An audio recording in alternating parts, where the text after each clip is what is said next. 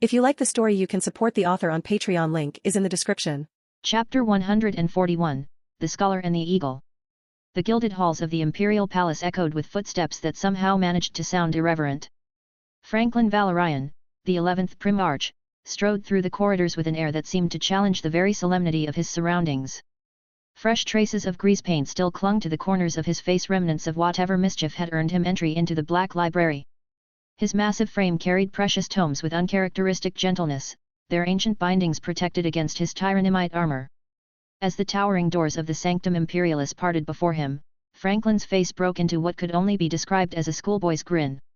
The chamber beyond held wonders beyond mortal comprehension, impossibly complex machinery, gates to dimensions unknown, and at its heart, the partially constructed golden throne. Beside it stood his father, the Emperor of Mankind, currently elbow-deep in what appeared to be the throne's quantum mechanics interface. "Hey there, Daddy-o!" Franklin's voice boomed through the sanctum with deliberate cheerfulness. He threw a salute that somehow managed to be both technically perfect and slightly mocking. The Emperor, surrounded by floating hololithic displays and crackling with psychic energy, spared him the briefest of glances before returning to his work. A slight tightening around his eyes was the only acknowledgement of his son's characteristic irreverence. "You know," Franklin continued, undeterred by the minimal response, "most fathers would at least pretend to be concerned when their son returns from a library full of homicidal space clowns." He approached the throne's platform, carefully setting down the ancient tomes. "Though I suppose most fathers aren't busy building interdimensional subway systems either." The Emperor's hands continued their precise movements through the hololithic interface, but a barely perceptible sigh escaped him. "Proceed," he commanded, his voice carrying the weight of millennia. Franklin's grin widened. "Right, so about that little problem with our resident nerd and his sons." He gestured to the books. "I picked up some light reading material. This one's particularly interesting: minor warp gods and their interactions when brought into the matrium. The checkout policy was murder, by the way. Literally. Had to juggle 3 harlequins while reciting Ildari poetry backwards." The Emperor's hands paused in their work. His golden eyes fixed upon the books, then moved to his son's mind, scanning the memories of their acquisition. Franklin allowed the inspection with an exaggerated eye roll. "Right, so here's the thing," Franklin began, pacing energetically. "The Thousand Sons gene seed problem? It's basically a harmony issue. Think of it like a cosmic orchestra where Magnus is the conductor, but half the musicians are playing from different sheet music." He paused, waggling his eyebrows meaningfully at his father. "And I'm pretty sure a certain feathered friend of ours snuck some blue notes into the composition, if you catch my drift." Franklin continued, "Now, according to these books, and let me tell you, getting them was an adventure involving 3 mime performances and what I can only describe as interpretive dance. We can fix this. We need 3 things: the source of the original resonance, that's Magnus, a ritual sacrifice from said source, probably just some psychic energy or something, no need to get dramatic, and he paused for effect, grinning widely, a local warp deity to keep the other gods from crashing the party. The Emperor's golden eyes narrowed slightly. "You tread dangerous ground, Franklin." Now, Franklin held up his hands in mock defense, "I'm not naming names, man Emperor of Mankind." He emphasized the title with theatrical gravity. A heavy silence fell over the chamber, broken only by the distant hum of machinery. The Emperor's psychic presence expanded, filling the room with a weight that would have brought lesser beings to their knees. Franklin merely stood there, still smiling, though his eyes held a serious gleam. "The real trick," Franklin continued, undaunted by his father's display of power, "is how we're going to involve Magnus without him finding out about the whole Chaos Gods situation. Though between you and me, I'm pretty sure he's already got some ideas. Guy spends more time in the warp than some demons I know. Not that I know any demons.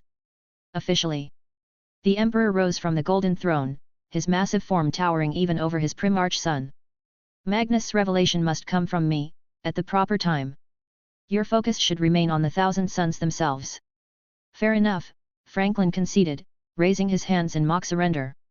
"Though I hope your idea of proper time isn't going to be like that time you tried to explain the birds and the bees to Lemon Russ. Poor guy still thinks Fenrisian wolves have something to do with it."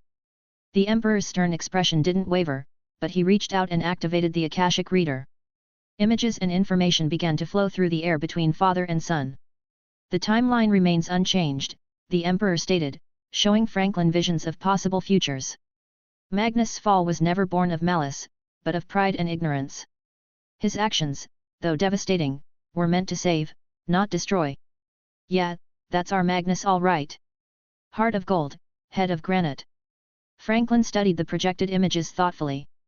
You know, for a guy who can see the future, you sure do let a lot of bad stuff happen. The paths of fate are complex and interconnected, requiring careful manipulation lest we cause greater catastrophes, Franklin finished in a passable imitation of his father's voice. I know. But sometimes I think you just like being cryptic. Would it kill you to actually explain things to your kids once in a while? The Emperor's response was to show more images, Magnus breaking the wards of the Imperial Palace, the Webway project in ruins, Terra besieged by demons. Some truths must be earned through bitter experience.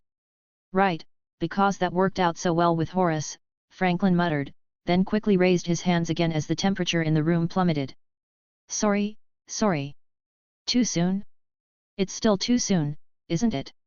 The Emperor turned back to the Golden Throne, clearly considering the conversation concluded. Focus on the ritual. I will handle Magnus. You got it, Dad. Franklin called out cheerfully, gathering up the books. Oh, and maybe next time we can talk about your tendency to play favorites? I mean, I know I'm clearly the best son, but some of the others are getting jealous. As he reached the door, Franklin turned back one last time. You know, a little humor wouldn't kill you. Might even help with the whole mysterious all-powerful being thing you're going for. Try it sometime. The only response was the sound of tools resuming their work on the Golden Throne, but Franklin could have sworn he saw the slightest shake of his father's head, whether in amusement or exasperation. Even the Primarch couldn't tell. As the doors closed behind him, Franklin couldn't help but grin. Well, that went better than expected. Nobody burst into flames this time. The crystal spires of Tisca gleamed under the twin sons of Prospero as Franklin Valorian strode through the corridors of Magnus' personal sanctum. The scent of ancient parchment and psychic residue permeated the air, mixing with the distinct aroma of frustrated Primarch, a bouquet Franklin had become quite familiar with during his visits to his various brothers. He found Magnus exactly where he expected, hunched over a massive tome, his crimson form radiating waves of psychic energy that made the nearby crystals hum in sympathetic resonance. The floor around his desk was littered with discarded scrolls and failed experimental notes, all bearing the telltale signs of research into the flesh change. Knock knock. Franklin called out cheerfully, rapping his knuckles against a crystal column.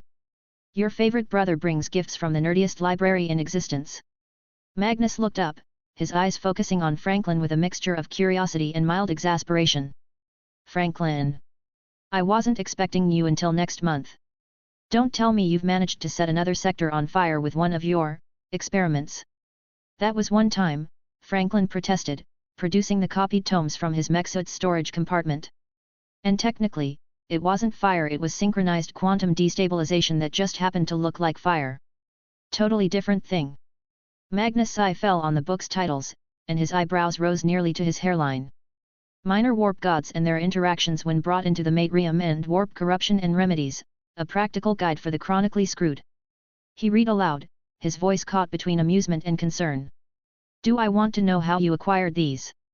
Probably not, Franklin grinned, settling himself into a chair that creaked ominously under his Primarch-sized bulk. Let's just say I now have a newfound appreciation for mime artistry and leave it at that. But check out page 394, I've got a solution to your Legion's little mutation situation. Magnus carefully opened the first tome, his scholarly instincts temporarily overwhelming his curiosity about his brother's latest escapade. As he read, his expression shifted from skepticism to growing interest. This ritual, it's surprisingly straightforward.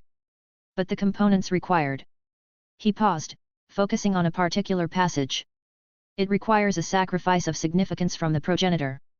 Yep. Franklin popped the P sound enthusiastically. Something personally meaningful that can act as an anchor for the stabilization effect. I was thinking maybe your stamp collection, but you struck me more as the dramatic gesture type. Magnus stroked his chin thoughtfully, his mind already racing ahead. My left eye, he declared after a moment.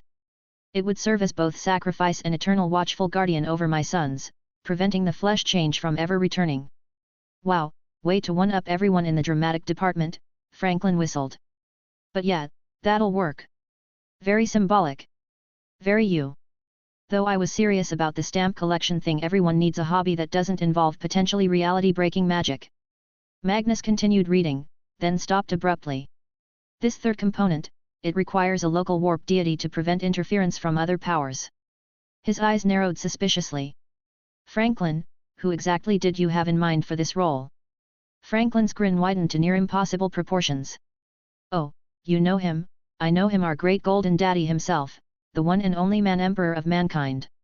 Magnus let out a long-suffering sigh, one that seemed to contain millennia of dealing with his brother's irreverence. You know, sometimes I forget that beneath all the jokes and pop culture references, your mind is actually quite formidable. Ah, thanks bro. That's the nicest thing you've said to me since that time I turned Lemon's wolves pink for a week. Magnus' gaze drifted to his personal library shelf, where another book, one of Franklin's previous gifts, sat ominously. Speaking of your mind, that spellbook you gave me. The Imperium really should establish some form of psychic Geneva Convention, if only to prevent you from creating more spells like manual breathing awareness or itchy bones. Hey, those are classics. Though I admit, the testicular torsion spell might have been a bit much. But you should have seen Angren's face when I used it during our last sparring match. Franklin chuckled at the memory. Though maybe we should keep that one between us brothers. The Inquisition might get ideas. Franklin, Magnus pinched the bridge of his nose, the Inquisition doesn't even exist yet. Details, details. Speaking of details, we should probably do this ritual on a nice, empty planet. You know, just in case things get a bit explosive. I know this great spot in Segmentum Pacificus, right on the edge of the galactic rim. Perfect for potentially reality-altering rituals that may or may not involve our secretly a warp godfather. Magnus nodded slowly, his tactical mind already working through the logistics. I'll need time to gather my sons.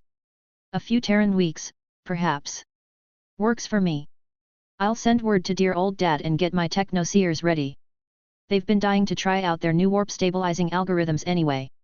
Franklin stood up, his armor whining slightly from the crystal dust that had somehow accumulated on it. Just try not to make any deals with suspicious warp entities before then, okay? I hate it when people steal my dramatic timing. Franklin, Magnus said as his brother turned to leave, thank you. Despite your unique methods, you've provided a solution that might save my sons. I won't forget this. Franklin waved dismissively. Hey, what are brothers for? Besides, someone has to keep you from doing something monumentally stupid like, oh, I don't know, breaking through father's psychic barriers and ruining his secret project. Magnus blinked. His what project? Nothing, nothing. Forget I said anything. Just focus on getting your legion ready, and I'll handle everything else. Franklin paused at the doorway. Oh, and Magnus? Maybe lay off the warp diving for a few weeks? The last thing we need is some overgrown bird daemon trying to crash our party. As Franklin's footsteps echoed away down the crystal corridors, Magnus returned to studying the ritual texts, a small smile playing at his lips. His brother might be the most irreverent being in the galaxy, but there was no denying his effectiveness. Though he did make a mental note to hide that spellbook better, the last thing the galaxy needed was Lemon Russ discovering the spontaneous fur-braiding enchantment. In the distance, he could hear Franklin's voice echoing, Hey, anyone know where I can find a planet-sized ritual circle? Asking for a friend. Magnus shook his head and returned to his studies, grateful that at least one of his brothers combined brilliant intellect with enough chaos to make the warp itself seem orderly by comparison. Though he did wonder if he should warn their father about Franklin's tendency to add explosions to all his rituals. Magnus the Red stood in quiet reflection, his psychic senses extending outward to absorb the captivating scene unfolding before him. The technoseers of the Liberty Eagles presented an intriguing paradox, an immaculate blend of technological precision and psychic potential that challenged everything Magnus thought he understood about the nature of psychic power. A group of technoseers was currently stabilizing 1,000 Suns Marine, who had begun exhibiting signs of the dreaded flesh change. Their movements were seamless, executed with a degree of coordination that Magnus could only describe as unnatural. Through his psychic sight, he detected the subtle hum of machine-spirit communication that connected them, an intricate web of unseen technology. Their neural link visors glowed with a soft blue radiance as data flowed between them, their augur staffs pulsing in perfect synchrony. Impressive, Magnus whispered, his scholarly mind cataloging every detail. They're not merely containing the mutation, they're actively reversing its progression by manipulating the fabric of reality itself. His gaze remained fixed on the afflicted marine, whose twisted form gradually returned to its original state, though he noted the effect lasted only as long as the technoseers sustained their effort. To restrain an alpha-level psyker, Magnus mused, mentally running through calculations, they would likely need 3 battalions. That assumes a purely defensive operation.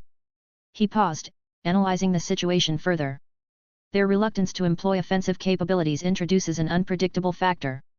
A margin of error must be factored in. The Crimson King paced slowly, his mind swirling with the broader implications of what he was witnessing. The Liberty Eagle's approach to psychic warfare was unlike anything he had ever encountered, perhaps unlike anything in all of galactic history. While most legions treated their librarians as specialist combatants, Franklin had molded his into a versatile support network capable of manipulating both technology and the warp. His thoughts wandered to combat records he had reviewed. The Liberty Eagle's engagements were often marked by overwhelming force, yet their casualties remained notably low. The Helican campaign against the Legion of Ouroboros stood out in his memory. A Xenos threat that could have dragged on for years had been eradicated in just 7 days, thanks to the combined efforts of the Liberty Eagles and the Custodes. 7 days to obliterate a hive mind species, Magnus mused with disbelief. Though perhaps I shouldn't be surprised. Franklin has always had an uncanny ability to find the most efficient path to victory, even if his methods do seem unconventional. A grimace flickered across Magnus' face as the memory of the raising of Chimarak resurfaced. The Dark Eldar, among the most ancient and dangerous species in the galaxy, wielded technology that was incomprehensible to most of the Mechanicum. Yet Franklin had taken the battle straight to their doorstep and emerged victorious. Millions dead, Magnus acknowledged quietly. But against the Dark Eldar, on their own turf, that's practically restraint. Magnus returned his focus to the ritual instructions Franklin had sent him. As he read through them, he saw the connection unfold. The Technoseer's ability to temporarily stabilize the flesh change suggested that the ritual's approach was sound. Their fusion of technology and psychic power might even offer new insights into how to improve the cure once it was finalized. My brother, Magnus chuckled softly to himself, you disguise yourself as a fool, but in truth, you may be the wisest among us. You've crafted a legion that perfectly balances brute force with defensive measures, overwhelming power with precise control. As the demonstration concluded, Magnus watched as the Technoseers powered down their equipment, and the drones returned to their dormant positions. Each one bore the symbol of the FBI, a mark that seemed both ancient and futuristic, much like the Liberty Eagles themselves. The largest concentration of librarians in any legion, Magnus mused aloud, yet their focus is almost entirely on defense and support. An ideal counter to enemy psychers who might attempt to disrupt their technology. A smile tugged at his lips as he realized the brilliance of it. One reality-bending attack could deactivate their equipment, but good luck getting past their psychic shields to even try. Magnus turned back to the ritual instructions, his mind suddenly filled with renewed hope for his sons. If Franklin could create such an effective synthesis of technology and psychic power, surely the ritual would work to cure the flesh change permanently. Soon, Magnus whispered to himself, as if reassuring his legion, we will take our rightful place in the Great Crusade. No more fear of sudden transformation, no more holding back. He glanced once more at Franklin's ritual instructions, noting the marginal notes that had become his brother's signature, including a crude sketch of the Emperor with a smiley face. Though perhaps with slightly less dramatic flair than Franklin might prefer. The twin sons of Prospero bathed the crystal windows in long shadows as Magnus settled into his preparations. In the distance, he heard the Technoseers begin their next demonstration, chanting a blend of technological incantations and psychic formulas that somehow reminded him of Franklin's irreverent humor. The perfect trade-off, Magnus concluded, understanding fully now why his brother's legion was so effective. Unleashed destructive power, tempered by equally absolute defensive measures. Franklin, you magnificent fool, you've created something truly extraordinary. With fresh determination, Magnus immersed himself in mastering the ritual that would save his sons. Soon, the 1,000 sons would stand alongside their cousins in the Great Crusade, and Magnus anticipated how their unique psychic approaches might complement the Liberty Eagle's unparalleled capabilities. Still, he made a mental note to ensure that any joint operations avoided Franklin's more creative battle strategies. The galaxy might not yet be ready for the chaotic mix of traditional psychic power and whatever Franklin might consider tactically appropriate fireworks deployment. Chapter 142, A Storm on the Horizon. The barren surface of Vigil Arus stretched endlessly beneath a starlit void, its location at the galaxy's edge making the sky above appear split between the brilliant swath of the Milky Way and the absolute darkness of intergalactic space. Upon this desolate canvas, an impossibly vast design had been etched into the planet's surface, the Grand Circle, a masterwork of both psychic engineering and ritual craft. Franklin Valorian stood at the circle's edge, admiring the interweaving patterns of crimson and gold energy that pulsed through the carved channels like arterial blood through divine veins. You know, he mused aloud, when I suggested we needed a ritual circle, I didn't expect you to go full cosmic art installation on us, Magnus. Magnus, seated cross-legged at the circle's center upon a crystalline dais, opened one eye to regard his brother. Some of us prefer our workings to have a certain, aesthetic quality. As opposed to my draw-it-in-the-dirt with a stick approach. Franklin chuckled, carefully stepping over one of the glowing lines. Though I gotta say, this makes my summoning circle for that pizza delivery daemon look a bit underwhelming. You're what? Magnus' eyes snapped open. Nothing, nothing. Just a joke. Totally didn't figure out how to breach dimensional barriers for fast food. Franklin waved dismissively, then surveyed the 10,000 suns arranged in perfect geometric patterns throughout the circle. Nice formation. Very symmetrical. Though have you considered adding some jazz hands to the ritual gestures? Really spice things up. Magnus' eyes fixed upon his brother with a mixture of exasperation and fondness. Brother, I sometimes wonder if you treat anything with appropriate gravity. Gravity. Franklin chuckled, gesturing at the floating debris around them, caused by the building psychic energies. Seems we're a bit short on that at the moment. But seriously, his tone dropped slightly, though the smile remained, whatever you see when this kicks off, let me handle it. I've got experience with our unwanted party crashers. Magnus' expression shifted, a shadow of recognition crossing his features. Like that first time we met in the warp? As I recall, you were rather busy dealing with servants of the collective subconscious constructs of all sentient life in the galaxy, these chaos gods in your knowledge. Franklin's eyebrows shot up, his gaze darting to where the Emperor stood within his own circle of power, the air around him shimmering with barely contained divinity. The Master of Mankind gave a slight nod, confirming Magnus' knowledge. Well well, Franklin raised his hand in an exaggerated thumbs up toward their father, look who's finally learning to share information. Progress, people. This is progress. He turned back to Magnus. Though I gotta say, finding out about the Big Four usually involves more traumatic revelations and at least one attempted corruption. Dad's getting better at his communication skills. The Emperor's only response was a slight narrowing of his eyes, though the corner of his mouth might have twitched. Magnus shifted on his dais, the psychic energy around him coalescing into visible patterns. They will try to interfere the moment we begin. Father can hold them back directly, but they're servants. We'll get a face full of liberty, Franklin finished, cracking his knuckles with thunderous reports. Trust me, brother, my boys and I have been dealing with these clowns since day one.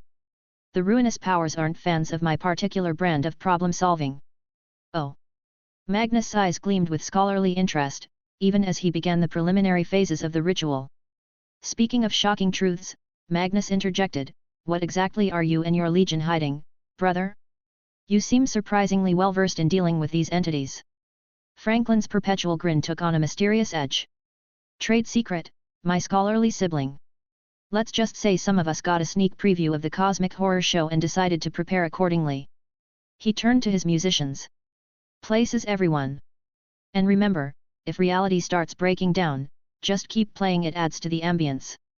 Around them, the 1,000 suns began their chant, their voices weaving together into a harmony that made the air itself resonate.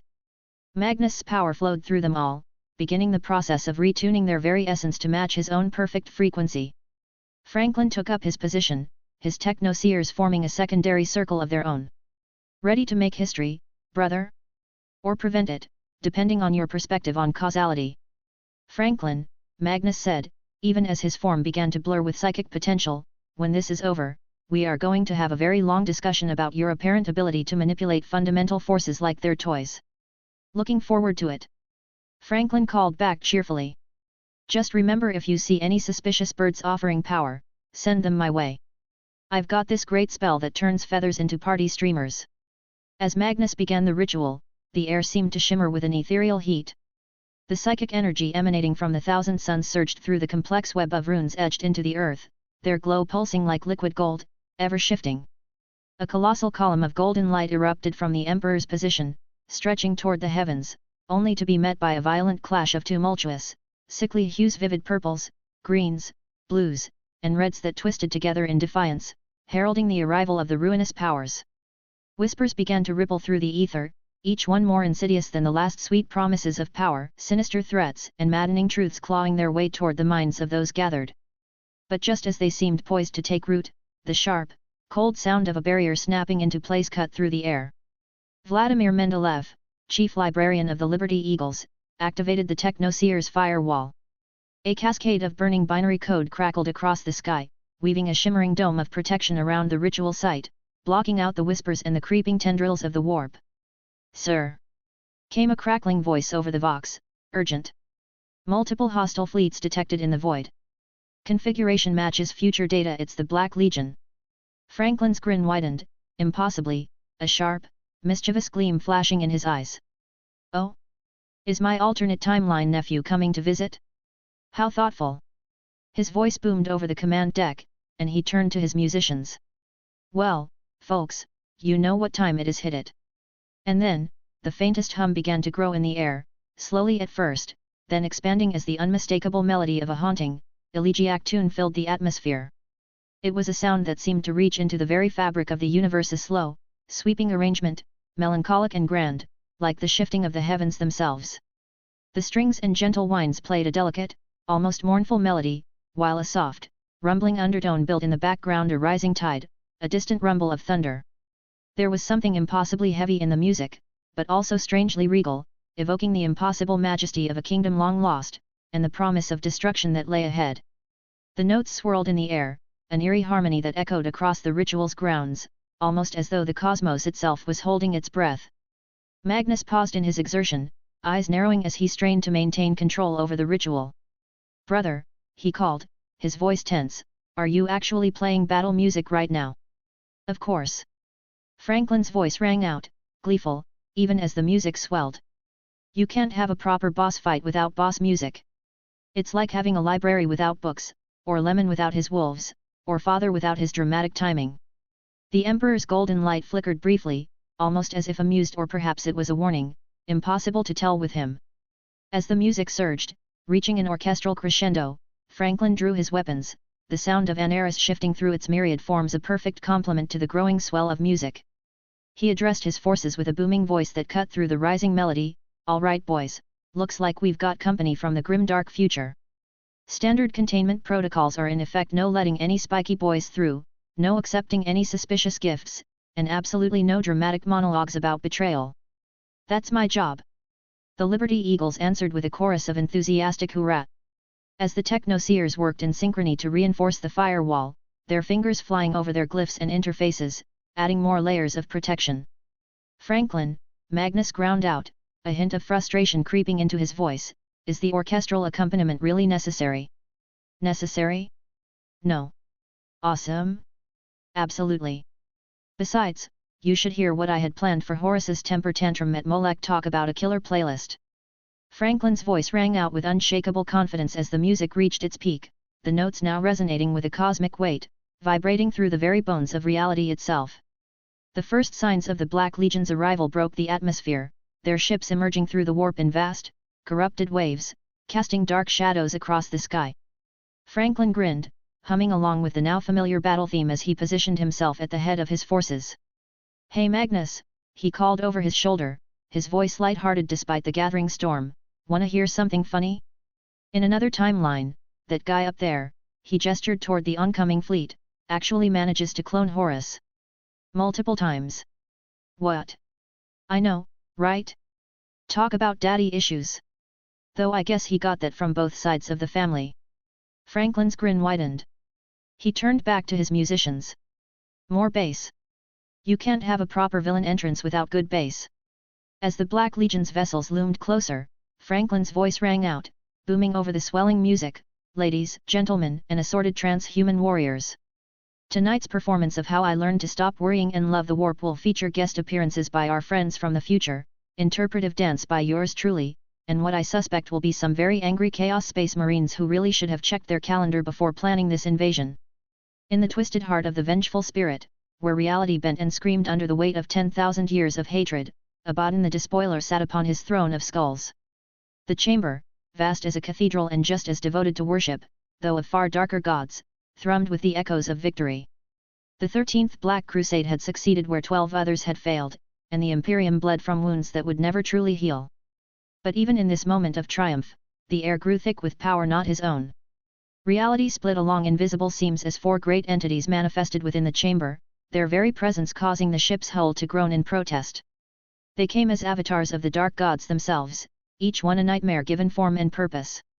Angrath the Unbound materialized in a storm of brass and blood, his wings spreading wide enough to cast crimson shadows across half the chamber.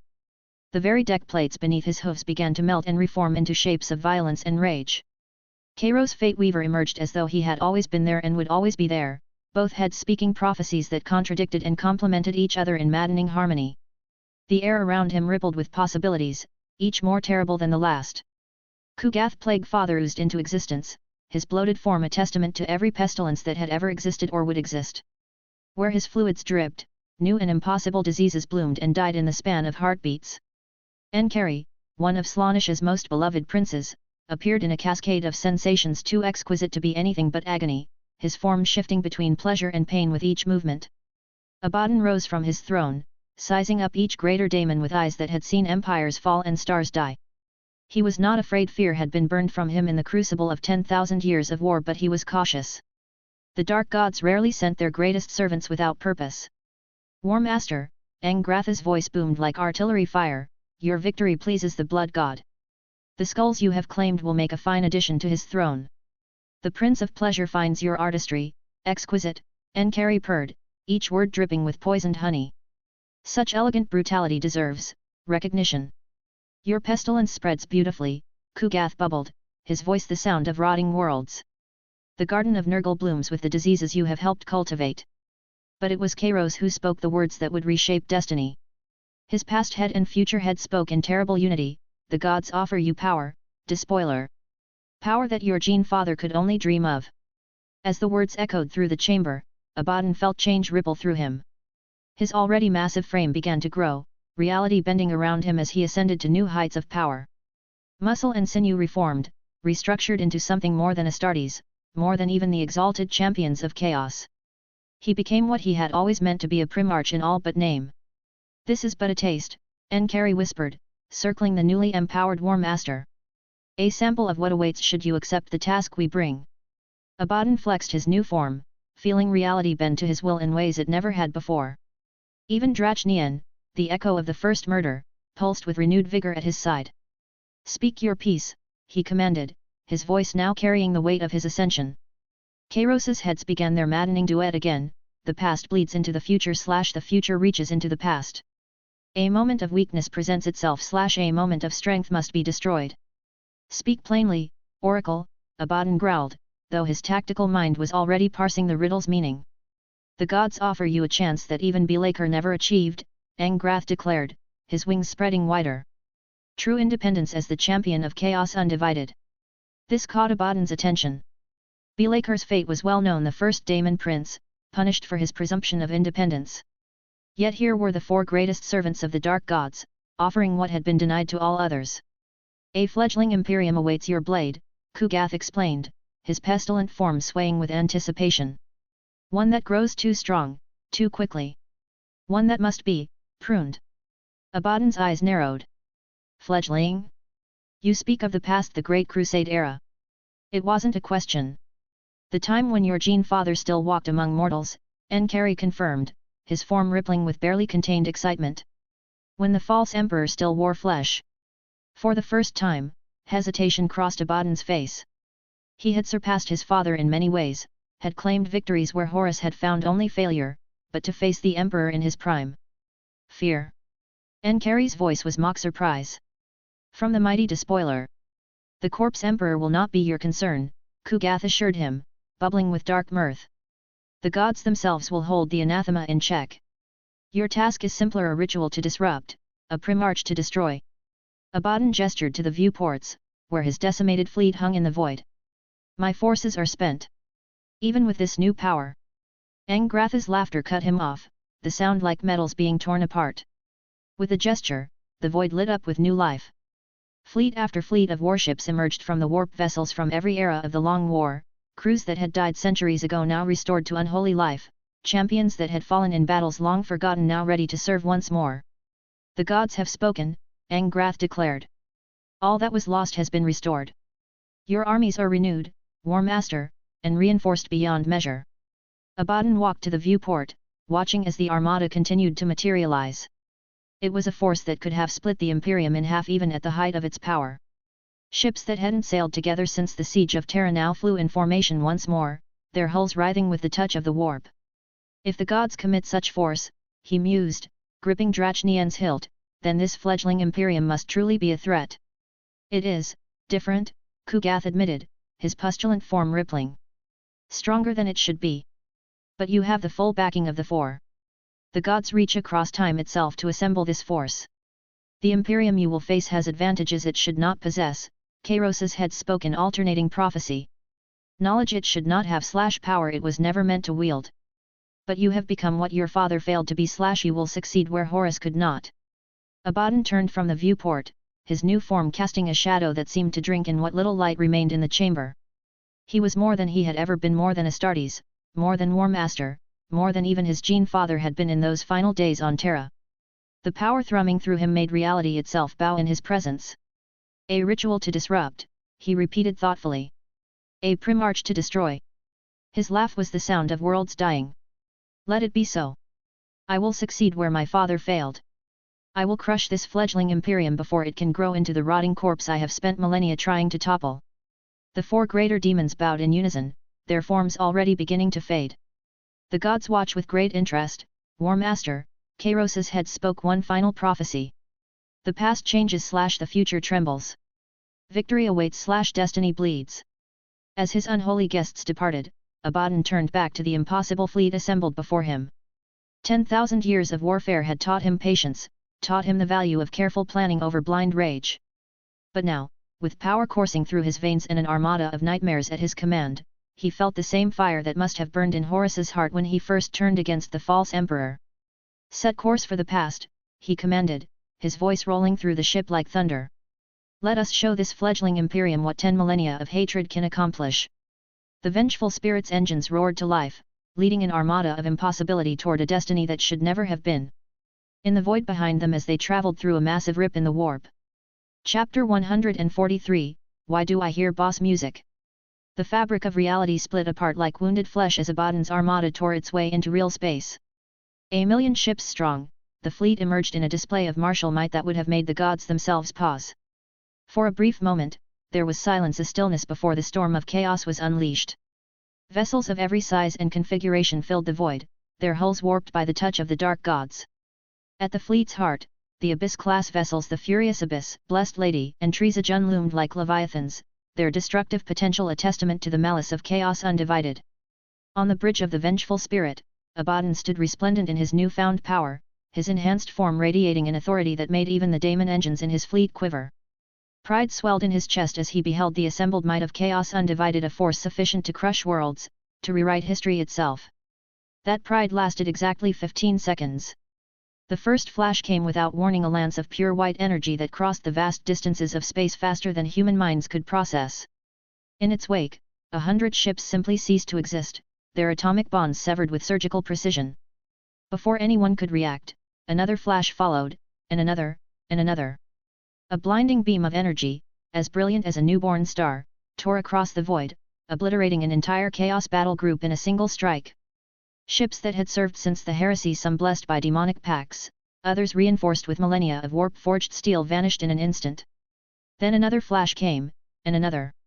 Each was a surgeon's strike, precise and devastating, leaving no survivors. Abaddon's triumph turned to confusion as the reports flooded in, 100,000 ships lost in the first 15 seconds. Entire wings of his armada were gone, their wreckage tumbling silently into the abyss. Where is it coming from? Abaddon roared, his voice reverberating across the vengeful spirit. The dark Mechanicum tech priests scrambled to respond, their mechanical forms twitching in panic. My lord! The energy readings, they defy categorization. Weapons of the dark age of technology. There is no source within visual range. Desperation forced Abaddon to send out reconnaissance vessels, each braving the void's dangers to locate the enemy. After the sacrifice of 300 escort ships, the source of the devastation was finally revealed: 2 continent-sized vessels, each unlike anything the galaxy had seen since the dark age of technology. The Sweet Liberty resembled a massive continent, with its superstructure as a cathedral, its spires piercing the void with sanctified menace. An incalculable number of macro-cannons jutted from its surface, each one larger than an entire city block. Across the solar system drifted its sister ship, the Imperator Somnium, a floating palace that rivaled even the glories of Terra itself. Its towers glimmered with refracted starlight, and its prow bore the visage of an angelic figure, arms outstretched in judgment. Together, the twin behemoths flanked the system like ancient guardians, their weapons capable of annihilating entire armadas. The Sweet Liberty opened fire again, its nova cannons spitting beams of light that crossed the system in seconds. The Imperator Somnium followed, unleashing kinetic projectiles the size of city blocks. Chaos ships shattered like glass under their fury, their shields and armor unable to withstand the onslaught. Abaddon, his fury uncontained, ordered the deployment of the Abyss-class vessels. These ancient dreadnoughts, once thought lost during the Horus Heresy, had been restored by the Dark Gods themselves for this campaign. The furious Abyss, Blessed Lady, and Trizajun advanced in a spearhead formation, their void shields glowing with demonic power. For the gods, destroy them! Abaddon bellowed as the Abyss-class ships engaged. The 3 massive battleships, each one a legend in its own right, moved to engage. The Trizajun, Lorgar's own flagship granted to this endeavor by the Dark Gods themselves, led the charge. They were magnificent, terrible to behold, their weapon batteries capable of destroying entire systems, their size dwarfing even Abaddon's vengeful spirit. They never got close. The golden behemoths responded with ruthless efficiency. Lances of disintegration energy ripped apart the furious Abyss, its warp core detonating in a cataclysmic explosion. The Blessed Lady suffered a similar fate, its proud form splintering into debris under a barrage of relativistic projectiles. Pull back to the planet! Abaddon bellowed, his voice cutting through the chaos. Let those monstrosities come close. They won't dare fire on us near it. The remnants of his fleet scrambled to obey, taking refuge in low orbit. The massive vessels, unable to fire without risking the planet, ceased their bombardment and held their position, their silence as threatening as their assault. The Trizajun, bloodied but not broken, managed to retreat into low orbit around Vigil Arus. Its survival was a testament to its construction, but even it bore wounds too severe for long-term combat. Status report. Abaddon demanded, watching as his million-strong armada was reduced to a mere 10,000 ships in 30 minutes. My lord, an officer spoke, his voice trembling, we've identified the defending Imperial fleet. The golden vessels match historical records from the Great Crusade. It is the false Emperor's battle fleet. But the other battle fleet, the blue, red and white fleet, they're unknown. Their configurations don't match anything in our databases, even from our own time. Abaddon's enhanced muscles tensed as realization dawned. The Dark Gods had indeed granted him the power to match a Primarch, had restored his fleet to higher strength. But they had failed to mention that the fledgling Imperium he was meant to crush had teeth of its own, teeth that seemed suspiciously well prepared for his arrival. Abaddon knew the void battle was lost. With his fleet crippled and the twin behemoths bracketing the system, he turned his attention to the surface. Vigil Arus was a bleak, barren world, but within its depths lay a ritual site shielded by quantum barriers that prevented orbital bombardment. The Dark Gods demanded the site's destruction.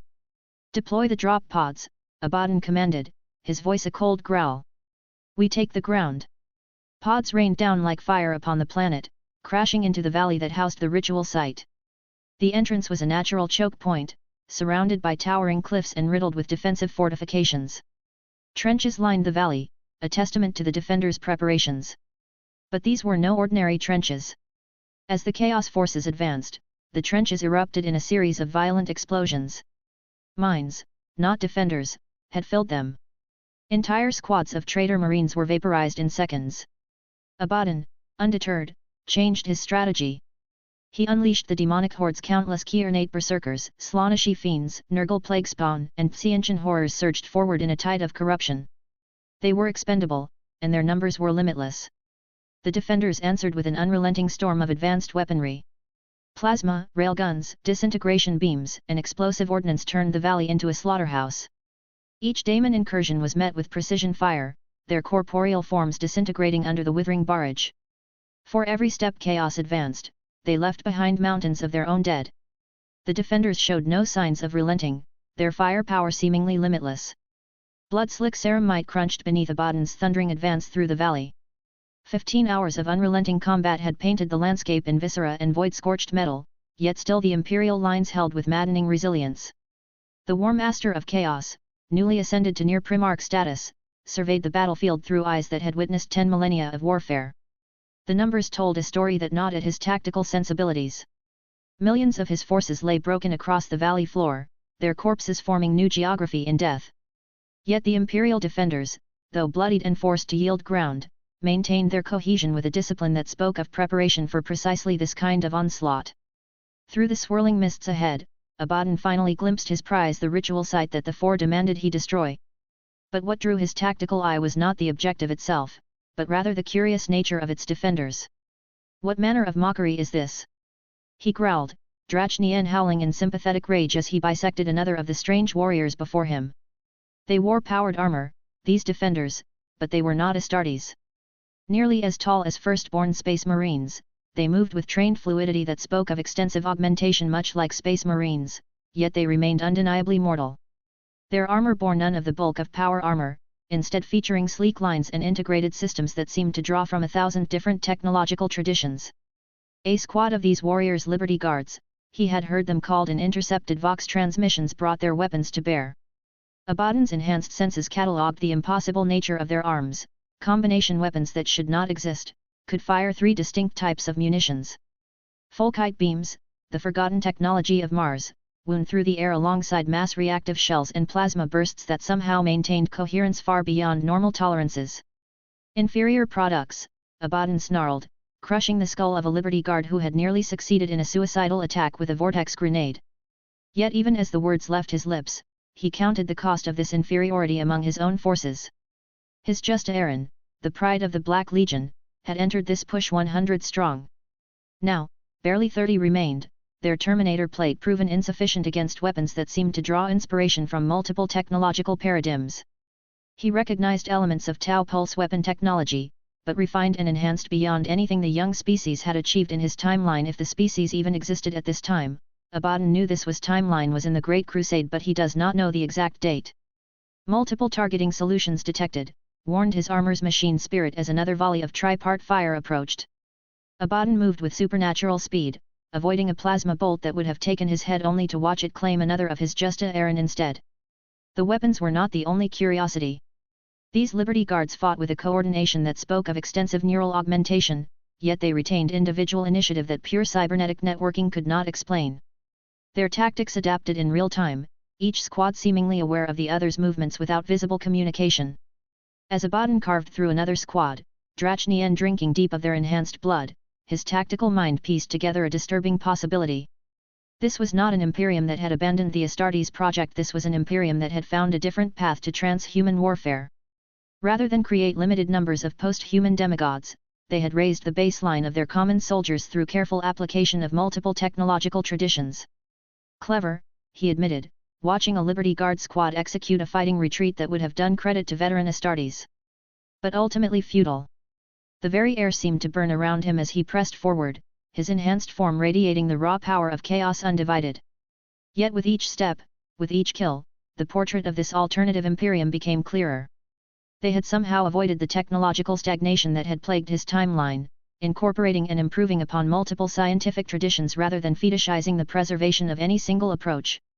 Their equipment displayed innovation that should have been impossible, unknown power cells that showed marks of human genius, targeting systems that merged human intuition with machine precision in ways the Tau might envy, and armor that combined imperial durability with Eldar elegance.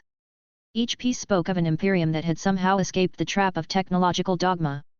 This is why the gods fear them, Abaddon realized, his tactical mind cutting through the fog of battle.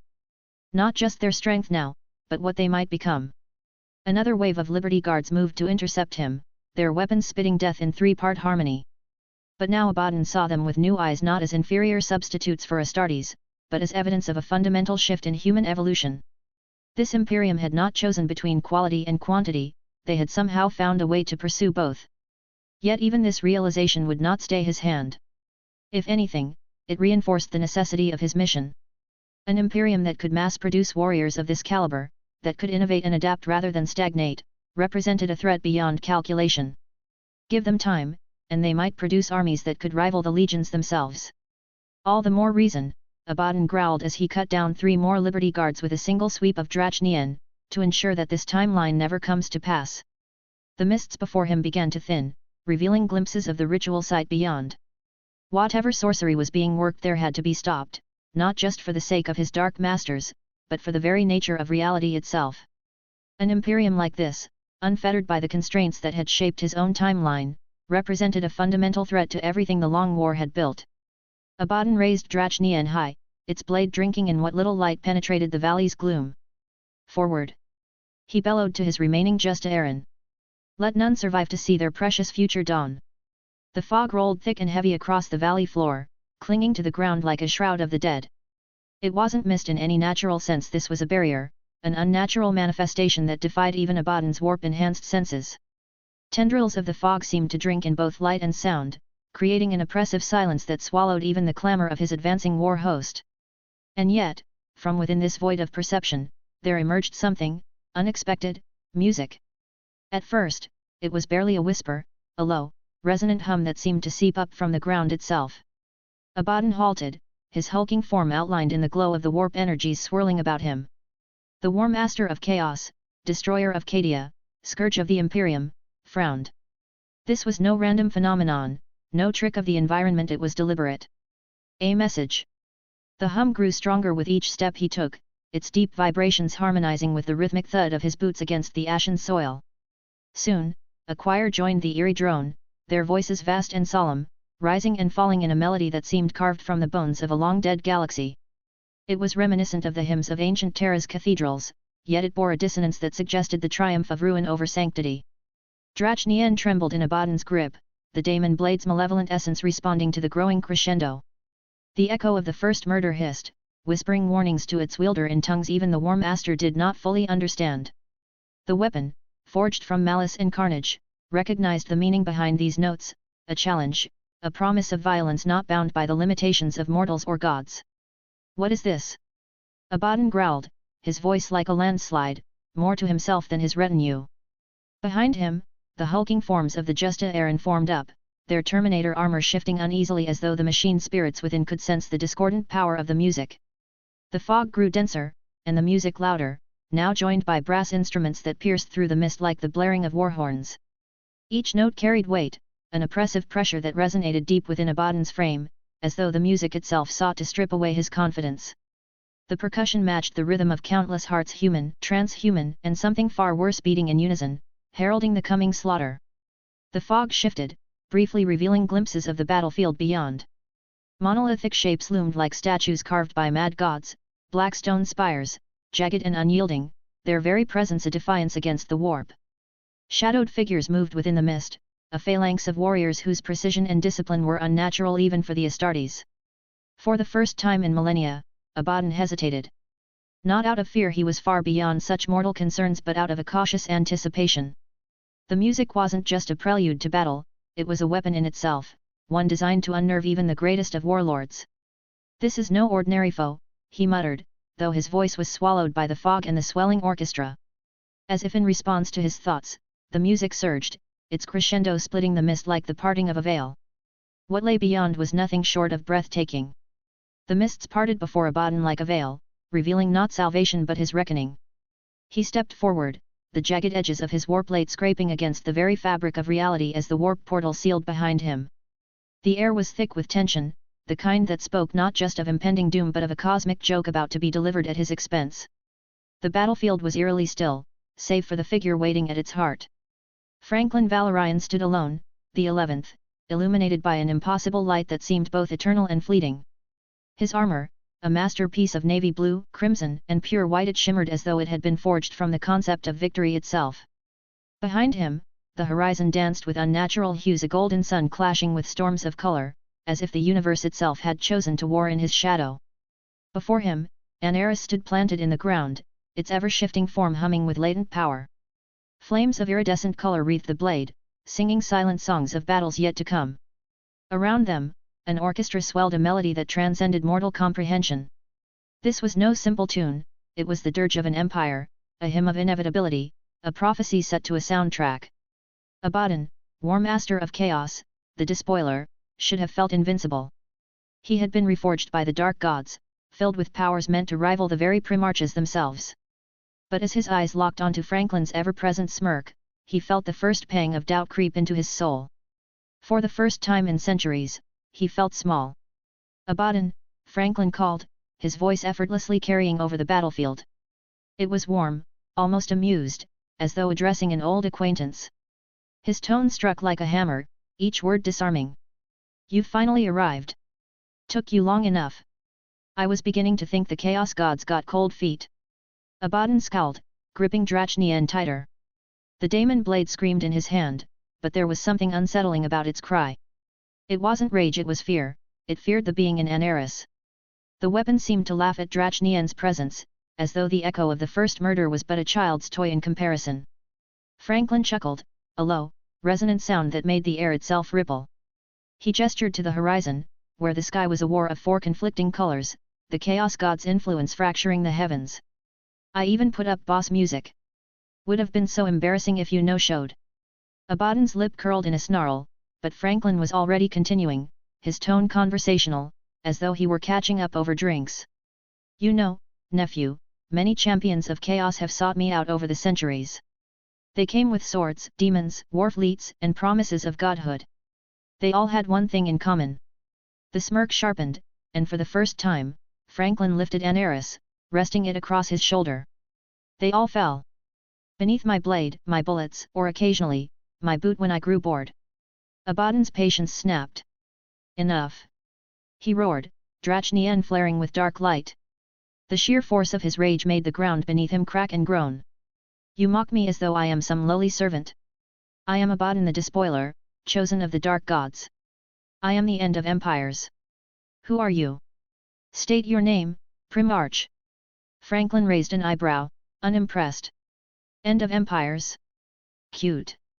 He raised his left hand, and the last word, his sidearm, materialized in a flash of blue light, its barrel glinting with malice. He aimed it casually at Abaddon's chest. "Listen closely, nephew, because I'm only going to say this once, turn around. Go home. It's the least I can offer Horus wayward son." Abaddon snarled, raising Drachnien high, the daemon's cries echoing in harmony with his own rage. "I am the War Master. I will not be denied." Franklin chuckled, a deep, resonant sound that made the warp itself tremble. The music swelled, an orchestra of doom reaching impossible heights. His smirk vanished, replaced by the cold, calculating gaze of a predator. "Then heed my words," Franklin said, lifting Anaris, now wreathed in flames of every conceivable hue. The ground beneath him cracked and burned with each movement. "I am Franklin Valorian. The Hand of Cain. The 11th Primarch and I." His grin returned, sharper now, more dangerous. "I have never known defeat." The mist finally dissipated, revealing a sight that froze even Abaddon in place. Then it appeared, a health bar stretching across reality itself, its end lost in the cosmic distance. Franklin Valorian, the ever-victorious war's ain't.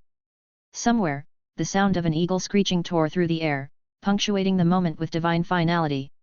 Abaddon stared, his fury momentarily replaced by the cold realization of what he was up against.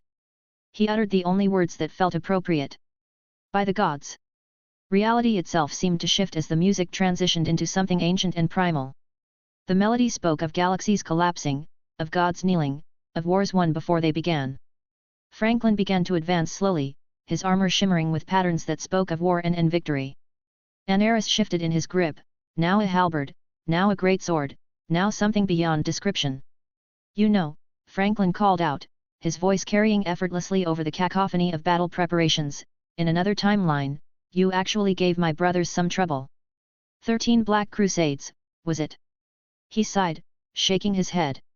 "But you see, nephew, that was a timeline where I wasn't around to do this." With a flourish, Franklin pointed Anaris at Abaddon, the blade now burning with the fury of a dying universe. The War Master braced himself, feeling the dark god's power surge within him. Yet even as he prepared for battle, a terrible truth settled into his soul: this wasn't a fight. This was a foregone conclusion. Franklin's grin widened as the orchestra reached its crescendo. Let me tell you a secret, Abaddon. He raised an arras high, the flames around it forming a radiant crown. Your power? Borrowed. Mine? Earned. And nephew. He lunged forward, faster than thought, an arras screaming through the air. I've earned quite a lot.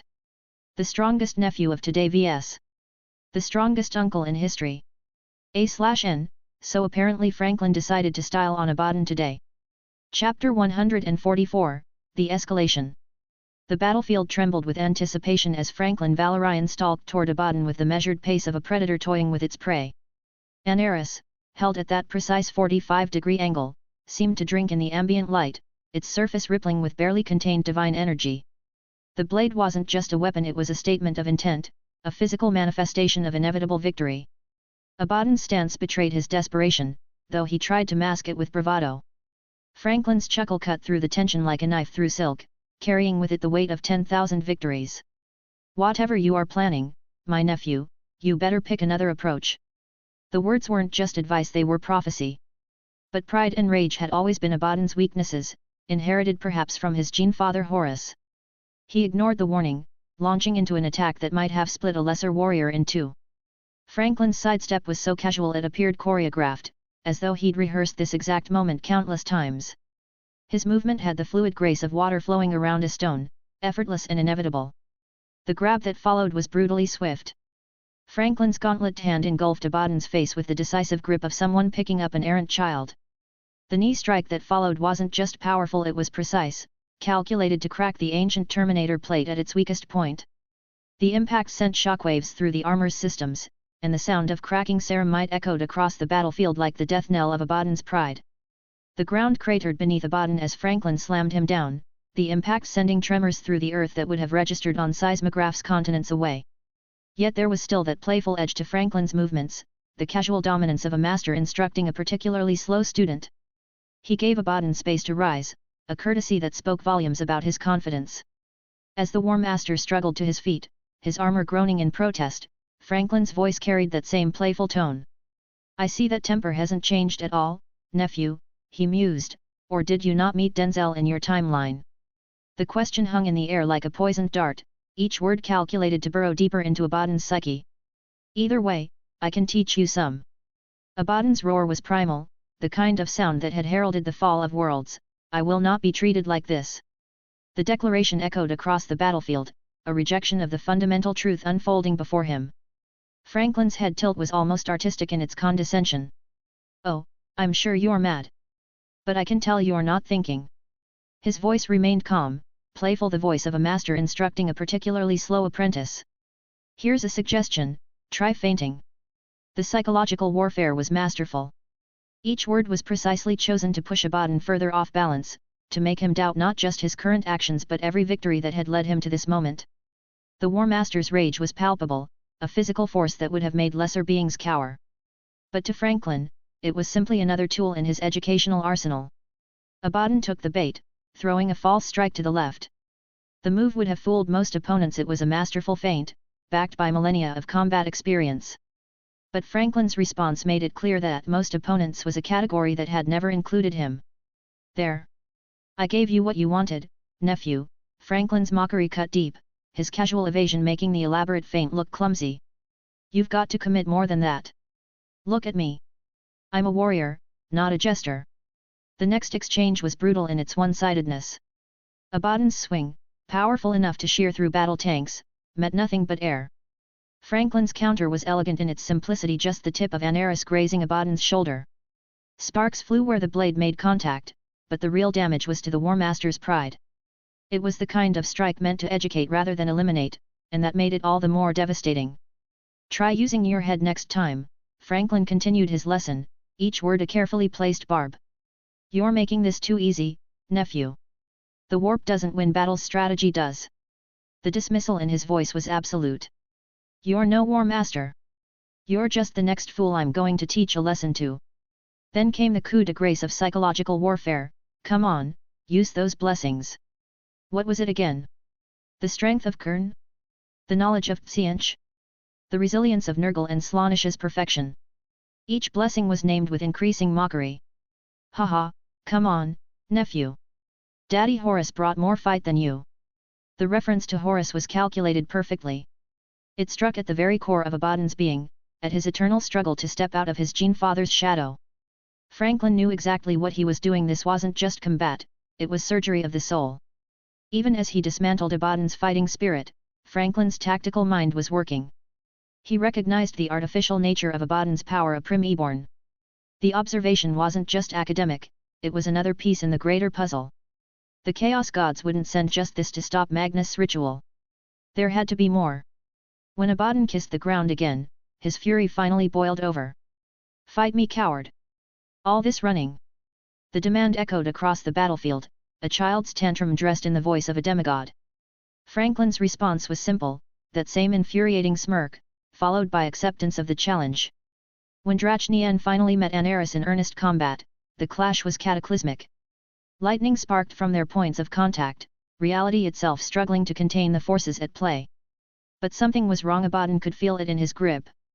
The daemon sword, which had drawn the Emperor's blood in another timeline, was cracking. Chips of its blade scattered like dark stars, the damage healing but not fast enough. The echo of the first murder, that ancient and terrible entity bound within the blade, communicated its terror to its wielder.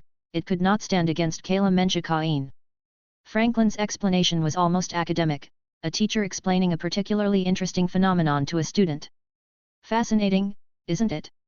You carry the blade that was the echo of the first human murder. Mine carries the literal god who manifested as murder, the embodiment of eons of warfare, an entity that shattered the Nightbringer itself, the so-called god of reality and the living manifestation of death." The comparison wasn't just boasting, it was a fundamental lesson in the hierarchy of power. "Did you really think this would end any other way, my nephew?" As if to emphasize this point, divine flames erupted around Franklin's form. They weren't the corrupt fires of the warp, but something older, purer, and infinitely more terrible. The face of Kala Menchikain himself materialized in those flames, the Eldar god of war and murder finding voice through his chosen champion. His laughter was the sound of battlefields drenched in blood, of worlds burning in righteous fire, of victory achieved at any cost. The manifestation of Cain seemed to fill the entire battlefield, his burning gaze fixed upon Abaddon and his failing weapon. The god's cackle held the weight of eons, of countless battles won and enemies destroyed. It was the laughter of an entity who had shattered the most powerful star god, the victor of an ancient war, now confronted with what it saw as little more than a pale imitation of true power. In that moment, the true horror of Abaddon's situation became clear.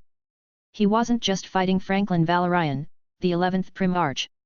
He wasn't even just fighting the hand of Cain. He was facing the combined might of a Primarch who had never known defeat and a god who had helped shape the very concept of warfare. The battle wasn't just hopeless, it was a cosmic lesson in humility, delivered at the edge of a blade that had helped forge the universe itself. The health bar that still stretched across the horizon wasn't just a measure of Franklin's vitality, it was a reminder that some battles are decided before the first blow is struck. The health bar has yet to receive a single speck of damage. Abaddon could hear it, the sound that would haunt him for eternity. Piano music, haunting and tragic. Magnus the Red stood on his big fancy floating platform, his one remaining eyeball glaring down at the absolute catastrophe in front of him.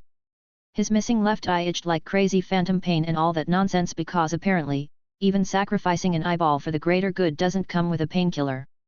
Before him stretched the genetic blueprint of his 1,000 sons, looking less like a masterpiece and more like an abstract finger painting done by a 3-year-old daemon high on warp dust. "What a mess," he muttered, his voice carrying the weight of both frustration and determination.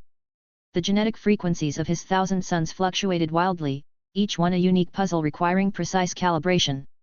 From his elevated position, he could see the intricate web of destiny that bound them all together, the handiwork of the god of fate and convoluted schemes clearly visible to his enlightened sight. Why does everything have to be so needlessly complicated? Oh, that's right, it's because I'm stuck dealing with the god of overcomplicated nonsense and his jazz hands of destiny. As he worked, his attention briefly drifted to the display of martial prowess occurring nearby. Magnus waved his hand, trying to untangle a particularly stubborn knot in the tapestry. The threads wobbled and twisted like they were actively mocking him. Meanwhile, off in the distance, his very special brother Franklin Valorian was busy curb-stomping Abaddon the Despoiler like it was just another Tuesday. Magnus was amused. Franklin had been rather insistent about handling all opponents personally. "Leave all the opponents to me," he said. "I'll handle it," he said. "I swear, one day that man's confidence is going to collapse under the weight of its own smugness. But, of course, Franklin's over-the-top antics worked every time, because why wouldn't they? Warp forbid anyone else try to have that level of plot armor. Magnus turned his attention back to the genetic matrix. His singular eyeball narrowed as he finally began stabilizing his son's gene seed. The first 1,000 were looking, not terrible. That was progress, right? 1,000 sons down, 9,000 to go, he muttered, rubbing his temples. Why is the name of my legion something that constantly reminds me of how much work I still have left? His mind wandered to the recent revelations from his father. The Emperor had shown him his possible futures, and they had chilled him to his core. The vision of what he might have become, a being of pure warp energy, his physical form destroyed, his soul shattered, his legion decimated, and his soul bound to powers he once thought he could control, had been particularly haunting. But that future was now unraveling, thanks in no small part to his irritatingly prescient brother. The thought of Franklin brought a complex mixture of emotions. Magnus reflected on how his view of his brother had evolved. Initially, he had dismissed Franklin as merely an exemplary politician, skilled, certainly, but not someone who would fundamentally alter the course of history. How wrong he had been! The revelation about Archmagos Corielzeth and the Akashic Reader had been particularly enlightening. Magnus smirked to himself. Franklin's whole beat sense into them method is probably plan A for most situations, but no. For me, he used plan B. Send a tech nerd with a shiny Akashic Reader and make me figure out how wrong I was. The irony wasn't lost on Magnus. He'd spent his whole life priding himself on being the smartest guy in the room, only to get schooled by his smug, punch-happy brother. He'd hate it if it weren't so, well, effective. As he stabilized another genetic sequence, Magnus felt a flicker of gratitude. Franklin, in all his overconfident glory, had given him the tools to make the right choices instead of forcing his hand. It was subtle, clever, and so not what Magnus had expected. The Emperor had shared with Magnus just how extensive Franklin's influence had been throughout the Great Crusade. It was humbling to realize how many threads his brother had been quietly weaving while the rest of them focused on their immediate concerns. The Akashic Reader itself was a prime example, a device that enhanced the Emperor's already formidable precognitive abilities and allowed the Emperor to dive into the Empyrean and extract knowledge, allowing him to show Magnus with unprecedented clarity the futures that awaited him. As Magnus continued his delicate work of matching his son's gene seeds with his own, he couldn't help but appreciate the irony. He, who had once prided himself on his mastery of knowledge and foresight, had been outmaneuvered by a brother who presented himself as a straightforward warrior. Franklin's strategic acumen operated on levels Magnus was only now beginning to appreciate. The whispers came then, seductive, powerful, promising. They showed him visions of power that would eclipse both Franklin and the Emperor himself.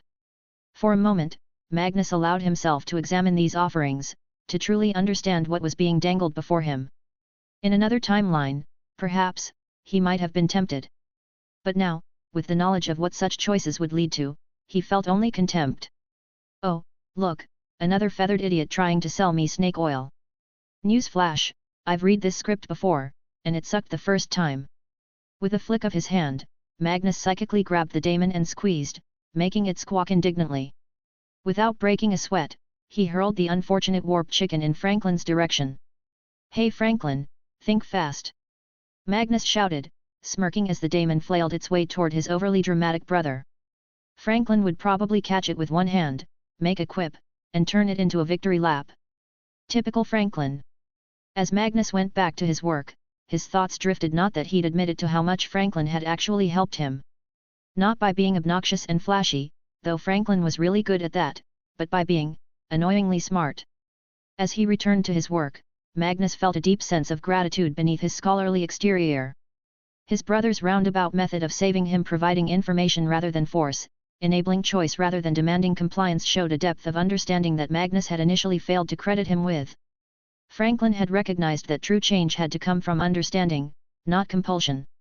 The phantom pain of his sacrificed eye throbbed again, but Magnus welcomed it.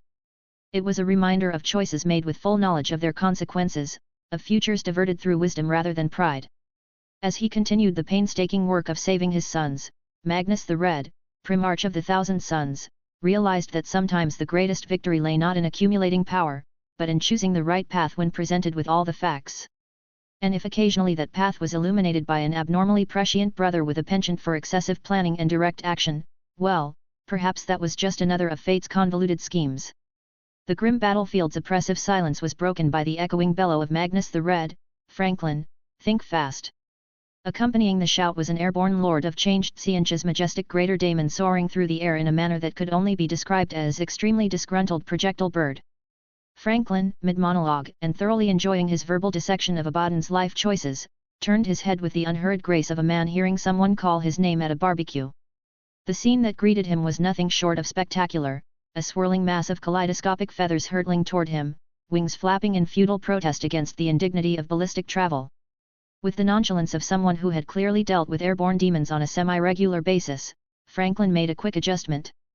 An Eris, glowing with divine flame, was driven straight through Abaddon's abdomen, pinning the War Master of Chaos to the ground like the galaxy's angriest butterfly. Arg! Abaddon howled, his guttural cry filling the air as the divine weapon seared through ceramite and heretical flesh alike. Predictably, Abaddon made his next big mistake. He grabbed the blade, attempting to free himself. The intense heat of an Eris promptly began melting through his gauntlets like a hot lascutter through particularly heretical butter. The battlefield's aroma now included the distinct scent of scorched chaos metal, a unique addition to its bouquet of blood, ozone, and bad decisions. Satisfied that his impromptu butterfly display would hold, Franklin shifted his attention to the incoming Lord of Change. His smirk broadened, radiating a level of glee that could make even the most battle-hardened warriors question their life choices. The Lord of Change, still experiencing the novel sensation of being airborne, had just enough time to squawk indignantly before Franklin raised a hand and declared with unrestrained enthusiasm. "Random bullshit, go!" What followed was a textbook example of what the Mechanicum of Mars might call creative problem-solving and everyone else would call absolute nonsense. The psychic blast struck the daemon mid-flight, and its majestic, shimmering plumage, each feather a symbol of Tsianch's infinite schemes, began transforming into party streamers. The transformation was instant and complete, leaving the once proud harbinger of cosmic manipulation trailing a kaleidoscope of garish, fluttering ribbons. The daemon's reaction was nothing short of priceless. Its beaked visage twisted through a montage of emotions: confusion, "This can't be happening," outrage, "How dare this happen," and existential despair, "Oh no, it is happening." As the daemon spiraled downward, now resembling a chaos-themed parade float gone horribly wrong, Franklin reached in his dimensional pocket. With theatrical precision, he produced a vortex grenade, holding it aloft like an entertainer revealing their piece de resistance. "Think fast, chuckle nuts." The grenade soared with perfect accuracy, colliding with the streamer-clad daemon in a display so absurdly dramatic it deserved an Aquila Award. The Lord of Change barely had time to screech out before the grenade detonated, creating a swirling vortex of reality-shredding energy. Franklin turned back to Abaddon, who had witnessed the entire sequence of events with the hollow-eyed stare of a man realizing he'd just been signed up for the galaxy's worst comedy roast. "Now then," Franklin said brightly, as though he hadn't just turned a warp monstrosity into a party favor, "where were we?" "Ah, yes. Battlefield etiquette." With a practiced twist of an Eris, Franklin elicited a fresh howl of pain from the pinned War Master. He leaned in slightly, his tone dropping to one of conspiratorial amusement. "Pay close attention, nephew. This next part is crucial. It's about how not to embarrass yourself in front of a Primarch." The relative calm of Franklin's methodical dismantling of Abaddon was interrupted by Denzel's urgent transmission through the Vox. His first captain's voice carried the weight of immediate concern, though it maintained the professional composure characteristic of the Liberty Eagle's command structure. "Primarch, the Liberty Guard lines are facing unprecedented pressure. Chaos forces are pushing beyond sustainable containment parameters." Franklin checked the chronometer display in his helm, reviewing the battle analytics with the practiced ease of a commander who had orchestrated countless such engagements. The Liberty Guard had held their position longer than most mortal armies could have dreamed of achieving against such opposition. Their performance, while meeting its tactical conclusion, had fulfilled its strategic purpose perfectly. "Well done, soldiers of liberty," Franklin transmitted across the command network, his voice carrying that particular blend of pride and authority that had become his hallmark. "You've exceeded expectations, as always." Abaddon, still pinned beneath an Eris, found enough breath between pained gasps to attempt one final psychological assault. "You waste their lives," he snarled, blood-flecked spittle accompanying his words. "Each Liberty Guard that falls feeds the gods. Their souls enrich the powers of chaos. What kind of father sacrifices his children so carelessly?" Franklin's chuckle carried none of its earlier playfulness. This laugh was older, darker, carrying echoes of ancient wisdom and terrible purpose. "Oh, nephew," he said, his voice dropping to a register that seemed to resonate with the very bones of reality. "You still don't understand what you're dealing with, do you?" The Primarch's armor shifted, momentarily revealing glimpses of divine flames beneath its surface. "Cain claims their souls before your masters can touch them. My fallen return to the hand that guided them in life." His voice carried absolute certainty. "From my highest Astartes to my humblest auxiliary, they believe in me as their protector. And in death, as in life, I ensure they serve a greater purpose than your gods could ever offer." The theological implications of this revelation struck Abaddon silent. The idea that a Primarch had found a way to deny chaos even the souls of his fallen was staggering. Franklin's next words twisted the knife further. "Better to empower a god who stands with humanity than to be lost to the tides of the warp, wouldn't you agree?" Switching back to the command channel, Franklin issued his next series of orders with practiced efficiency. "Liberty Guard, execute fallback pattern Delta 7. Withdraw to the second line and prepare for primary engagement protocols." Each word carried the weight of thousands of hours of drills and preparation. This wasn't a retreat, it was the prelude to the real battle. Captain Henry Cavill's report from the Sweet Liberty's bridge arrived with precise timing. The massive vessel's augury arrays painted a picture of escalating crisis that would have broken lesser commanders. "My lord, multiple warp breaches detected. Significant Traitor Legion forces incoming, Death Guard, Black Legion, Emperor's Children, World Eaters.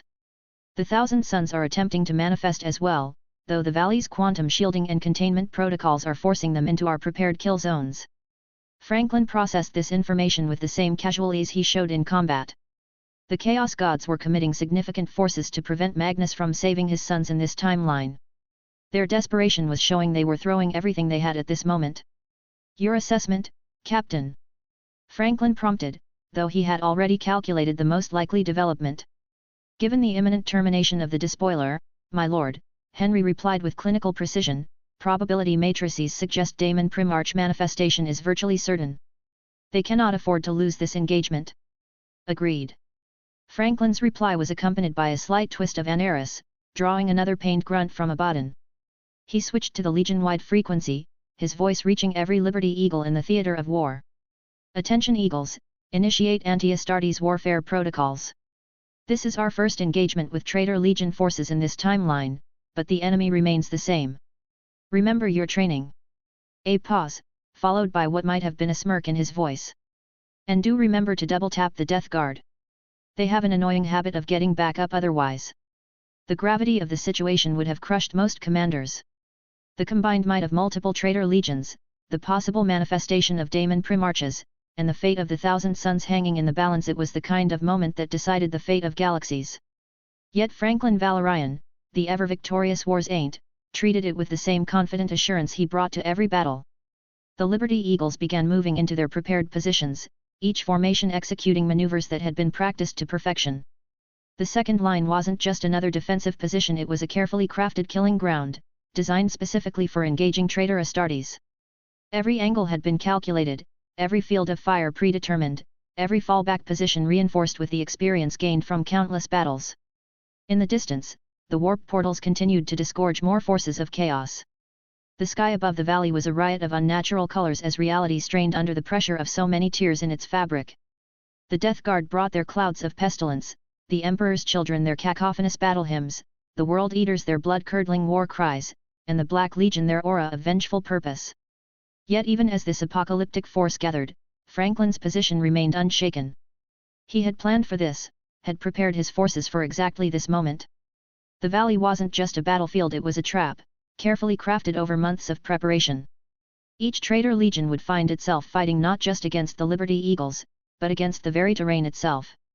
"One last thing, nephew," Franklin said to the still-pinned Abaddon, his voice carrying a note of almost paternal disappointment. "You really should have wondered why I let you get this close to Magnus. Every step you took brought more of your forces exactly where I wanted them." The implications of this statement would have been clear to any strategic mind. The entire battle, from the initial engagement with the Liberty Guard to this moment, had been orchestrated. Franklin hadn't just prepared for this battle, he had shaped it, guided it, ensured that when the Traitor Legions finally committed their forces, they would do so in exactly the way he had planned. Reality shuddered as Franklin gazed one final time at his fallen nephew. The air itself seemed to hold its breath, pregnant with the promise of violence yet to come. Abaddon, through blood-clouded vision, watched his mighty Justa Aaron guard fall like wheat before a scythe, their Terminator plate offering no more protection than parchment against the twin blades that danced through their ranks. At the arena's edge, two figures stood sentinel, one wielding those lethal blades that had carved through the elite guard, the other a mountain of ceramite and crackling power fists, his bulk matching Abaddon's own. But it was not these warriors that drew Franklin's attention. Something vast approached through the fabric of reality itself, moving with such velocity that conventional detection was meaningless. Franklin felt it in his bones, in the divine essence that flowed through his veins, a daemon Primarch, breaking through the veil between worlds. "Well, nephew," Franklin declared, his voice carrying the weight of finality, "the end of the line." Abaddon struggled to his feet, his once mighty form now broken and bloodied. Drachnien, the blade that had drawn the Emperor's blood, flickered like a dying star in his grasp. The daemon weapon's essence fractured under the relentless pressure of Cain's presence, its ancient malevolence crumbling before truly divine power. Franklin moved with transhuman speed, an arrow sweeping toward Abaddon's neck in an arc meant to end the long saga of the despoiler. But where flesh should have met blade, there was only empty air. 4 simultaneous attacks converged on Franklin from different angles, each moving with serpentine grace. The Primarch's response was instantaneous, Anaris weaving a web of defensive strikes that turned aside each blow before landing a decisive counter, a horizontal slash that carved through his attacker's armor. There, coiled protectively around the fallen Abaddon, was a being of nightmare and beauty. Fulgrim, the daemon Primarch of the Emperor's children, had manifested in all his terrible glory. His serpentine form writhed with impossible grace, his perfect features somehow maintaining their allure despite the corruption that had claimed him. The air split with a psychic shriek as reality struggled to contain his presence. "Touch my dear Abaddon," Fulgrim's voice dripped with equal parts threat and seduction, "and I will ensure your soul becomes a plaything for eternity." But there was no time to appreciate the irony of the moment. Franklin's transhuman senses detected another imminent arrival, this one burning with rage so intense it left contrails of hatred in the warp itself. The sky erupted as Angren, the Red Angel, plummeted from above like a meteor of pure fury. Steam vented from his skull-mounted butcher's nails as he descended, every fiber of his massive frame promising violence. Franklin's response was poetry in motion. A sidestep that seemed casual yet placed him precisely where he needed to be, an arrow flashing out to separate Angren's left arm from his body in a spray of corrupted ichor. The kick that followed sent the berserker Primarch flying, even as Franklin's raised palm launched a psychic assault that caught Fulgrim mid-strike, sending the serpentine daemon prince hurtling backward. A dark chuckle escaped Franklin's lips as he appreciated the cosmic irony. These two brothers, whom he had saved from their fates in this timeline, were the first to assault him from another. The weight of fighting 2 daemon Primarches simultaneously pressed upon him like a physical force. These were no mere greater demons to be casually dismissed. These were demigods corrupted to the service of chaos, each one a match for entire armies. The pressure of fighting 2 daemon Primarches simultaneously was not something to be taken lightly, even for one such as he. The air around Franklin began to shimmer with divine energy as he acknowledged the necessity of unleashing his full potential. The transformation that followed was nothing short of mythological. Franklin's form shifted, reality bending around him as he assumed his warp god aspect. The avian skull that replaced his helm burned with flames that put the fires of the warp to shame. Wings of steel unfurled not mere decorative appendages, but weapons of divine intent, each feather sharp enough to split atoms and strong enough to shield against the weapons of gods. Abaddon, still kneeling in the dirt of his defeat, watched with dawning comprehension as the title above Franklin health bar shifted. No longer was he merely the ever-victorious war's ain't. Now, emblazoned across the very fabric of existence, burned his true title, Grand Daddy of Freedom. The battlefield fell silent for a heartbeat, a split second where time itself seemed to stop. The sound of screeching eagles rang out, mingling with the distant booms of explosions and the crackle of gunfire. The air crackled with competing divinities, Cain's ancient might flowing through Franklin, clashing against the corrupt power of the chaos gods that sustained the daemon Primarches. Light and shadow danced across the landscape as though reality itself couldn't decide which aspect of divinity should hold sway. Fulgrim's perfect features twisted in a snarl that somehow remained beautiful, while Angren's rage found new depths in the face of this transformation. They had come expecting to face a Primarch, albeit an exceptional one. Instead, they found themselves confronting something that their corrupted essences recognized as an equal in divine might, if opposite in aspect. Franklin's voice, when it came, seemed to emanate not just from his physical form but from reality itself. "Brothers," he said, the word carrying finality, "I have seen the end of this story. It is not your victory." An arrow blazed in his grip, the sword's form shifting between states of matter as Cain's power flowed through it unrestrained. The steel wings spread wide, their edges catching light that didn't exist in the material realm. The avian skull that had replaced his helm tilted slightly, regarding his opponents with the same casual confidence he had shown since the beginning, only now backed by openly divine power. The air itself began to sing as three divine entities prepared to clash, reality straining under the weight of their combined presence. Fulgrim's serpentine form coiled tighter, every scale a promise of poisoned death, while Angren's remaining arm gripped his chain axe with enough force to warp its adamantium handle. This was no longer merely a battle between transhuman warriors. This was myth in the making, a clash of divine wills that would echo through the corridors of time itself. The very ground beneath them began to crack and float upward, defying gravity as the laws of physics bowed before the weight of what was about to unfold. And through it all, Franklin maintained that same infuriating smirk, visible even through his divine aspect. The stage was set. Three demigods, each representing a different aspect, corruption, rage, and liberation, stood ready to engage in a battle of destruction that would rewrite the very meaning of combat. And somewhere, in the distance, Magnus continued his work, protected by the very confrontation that seemed to threaten him. The Franklin rolled his divine shoulders, steel feathers singing their readiness for combat. The time for words had passed. Now would come the clash of legends, the meeting of powers that would shake the foundations of reality itself. Let the dance begin. Chapter 145, The Decayed Future Meets Glorious Past. The valley trembled as three demigods clashed, each impact sending ripples through reality itself. Franklin's wings of steel caught the light as he ascended skyward, his avian skull wreathed in divine flames that left trailing embers in his wake. Close behind, Fulgrim's serpentine form twisted through the air with unnatural grace as his bat-like wings took him through the air, while Angren's brass-clad bulk followed with surprising agility, steam still venting from his helm. The air itself seemed to scream as their weapons met. An arrow sang its deadly song as it parried strikes from multiple angles, Franklin's movements precise and calculated despite the fury of his opponents. Each clash left vibrations and lightning through the air. Franklin's tactical genius showed itself not in direct combat, but in manipulation. As Fulgrim lunged forward, all four arms wielding death in different forms, Franklin executed a perfect pivot in mid-air. The movement placed the charging Angren directly between himself and Fulgrim's attack. Fulgrim's blades, meant for Franklin, instead carved into Angren's brass armor. The weapons, touched by Slaanish's corruption, left wounds that hissed and bubbled with unnatural energies. The Red Angel's roar of pain and fury echoed across the valley, shaking loose stones from distant cliffs. Betrayer! Angren's voice was volcanic fury given form. His single remaining arm swung his chain axe in a devastating arc aimed at Fulgrim's perfect face. "Now you two turn on me." Fulgrim twisted away from the blow, his beautiful features contorted with disgust. "You absolute simpleton!" The daemon Primarch of Slaanish's voice carried even over the thunder of their combat. This is exactly what he wanted. Your mindless rage makes you nothing but a weapon for others to point. Fulgrim, Franklin's voice cut through the din, calm and mocking, how does it feel to fight alongside a rabid dog like Angren? I'd imagine it cramps your impeccable style. Angren's chain axe swung wide, nearly catching Fulgrim's tail. The Red Angel bellowed, steam bursting from his helm. "Watch where you're flailing, snake!" Fulgrim hissed, his perfect face twisting into a sneer. "Perhaps if you had the intellect to match your brawn, we wouldn't have this problem, butcher." "Ah, the sibling love," Franklin interjected, his smirk audible in his tone. "Almost brings a tear to my eye.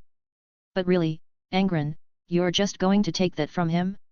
The mighty Red Angel, reduced to a simple insult sponge for Fulgrim's wit? Sad. Angren roared, his fury turning briefly toward Fulgrim. "You dare mock me, peacock!" Fulgrim's expression soured further as he twisted away from Angren's advance, his movements a blend of grace and disdain. "Mock? You mock yourself, Angren, with every thoughtless swing of that clumsy axe." "Careful, Fulgrim," Franklin called out, his voice carrying that perpetual note of amusement. "You might hurt his feelings. Though I suppose being Kern's attack dog doesn't leave much room for feelings, does it, Angren?" The taunt hit its mark. Angren's response was an incoherent roar of rage as he turned his attention back to Franklin, but the seed of discord had been planted. Speaking of hurt feelings, Franklin continued, effortlessly weaving between their attacks, "Hey Fulgrim, remember that time with Rylaner? Must have been quite the explosive meeting. Did the virus bomb leave a bad taste in your mouth?" The effect was immediate and devastating. Fulgrim's beautiful face contorted into something horrific, his composure shattered by the memory of that humiliation. "I'll flay the skin from your bones." The Daemon Primarch shrieked, his attacks becoming wild and faster.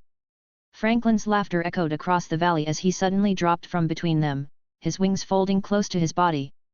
Both Daemon Primarches, carried forward by their momentum and fury, crashed into each other. Fulgrim's blade scraped against Angren's armor while the Red Angel's chain axe caught one of Fulgrim's secondary arms. "Oh, this is precious," Franklin called from below, circling them like a bird of prey. The Serpent and the Gladiator, dancing together. "Though I must say, Angren, you're still following someone else's lead.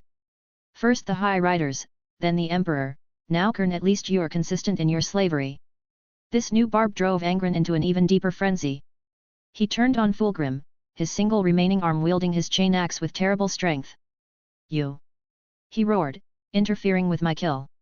Fulgrim was forced to defend against Angren's berserk assault, his face a mask of frustration and rage. "You brain-dead mongrel!" he spat, parrying the savage blows. "Can't you see he's manipulating us? This is exactly what he wants." "What I want." Franklin's voice carried clearly as he continued his aerial circle around them, an arras gleaming in the light. "I just want my brothers to get along. Is that too much to ask? Though I suppose asking Angren to think is like asking Fulgrim to be humble simply beyond their capabilities." The two Daemon Primarches continued their conflict, their original target temporarily forgotten in their mutual antagonism. Fulgrim's serpentine form twisted and coiled as he tried to bring his superior number of arms to bear, while Angren's singular focus and overwhelming strength meant each blow that did land carried devastating force. "You're playing right into his hands, you dolt!" Fulgrim snarled, even as he lashed out at Angren in retaliation for the damage done. "Playing into my hands?" Franklin quipped, darting in to deliver a precise strike to Angren's shoulder before retreating once more. "Don't flatter yourselves. I'm just enjoying the show. A snake and a gladiator, tearing each other apart, how poetic." Angren's chain axe clashed against Fulgrim's blades in a blinding storm of sparks, their anger at Franklin turning inward as old rivalries flared. Fulgrim's serpentine form coiled around Angren, his blades carving into brass, while Angren's raw strength smashed aside Fulgrim's guard.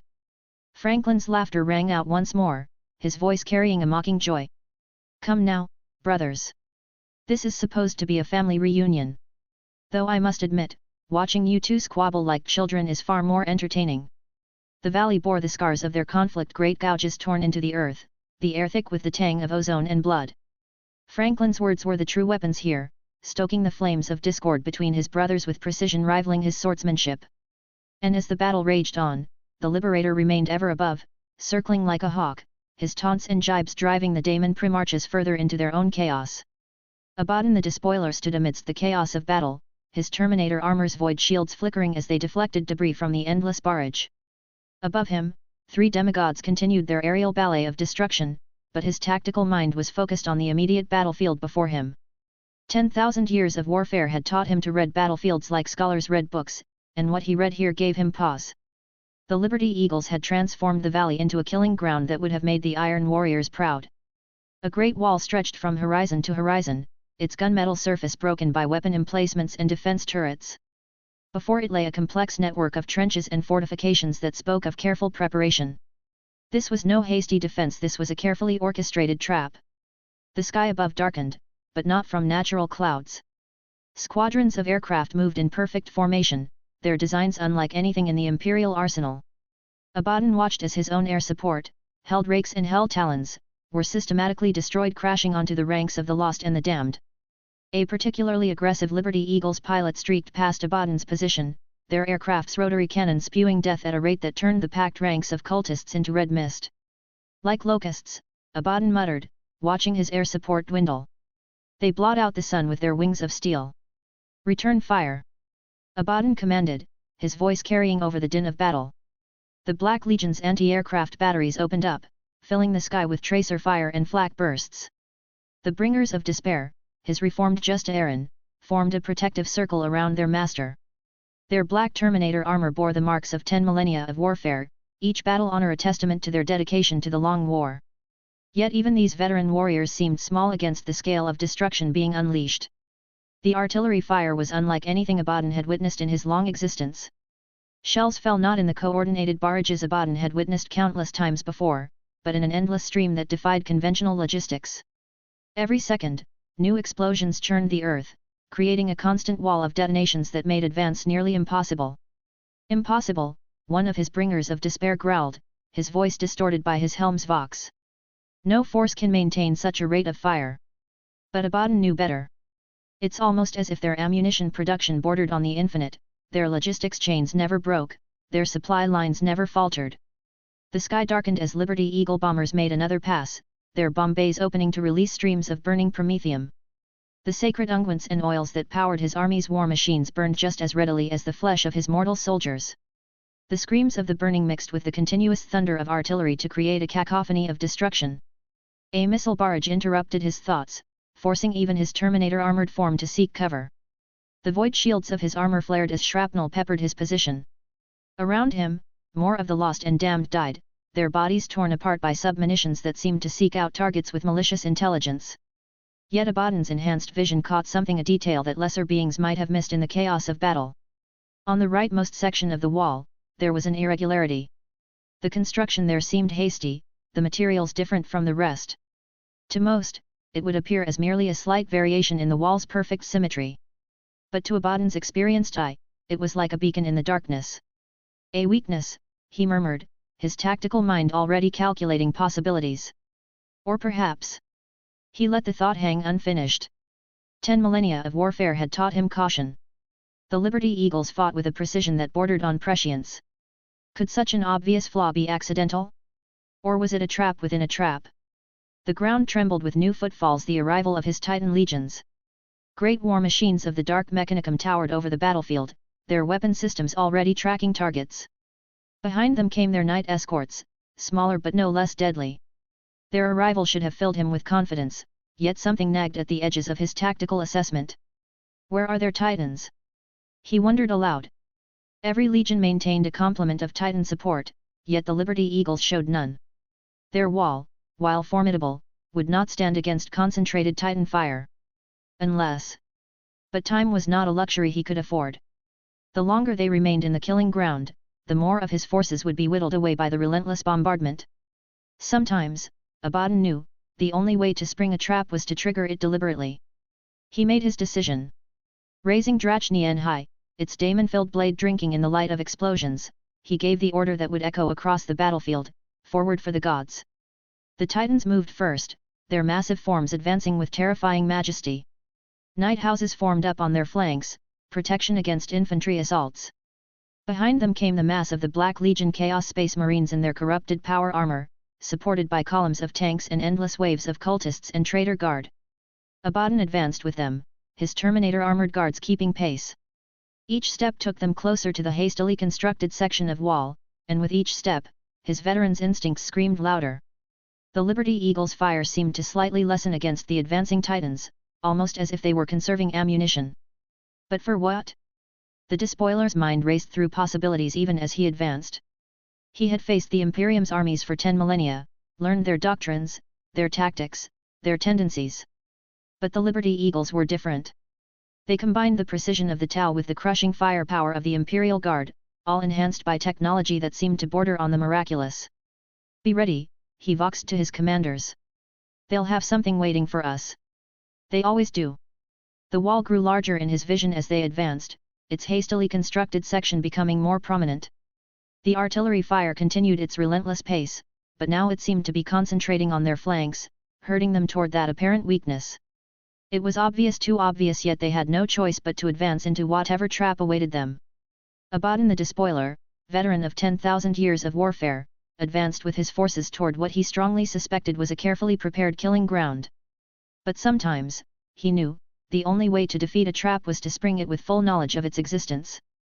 Time was his enemy now, and even a costly victory would be better than a slow death under the Liberty Eagle's guns. The valley thundered with the death screams of Titans. The massive war machines of the Dark Mechanicum, for all their terrible majesty, proved vulnerable to the precision-guided missile fire from the wall's defense turrets.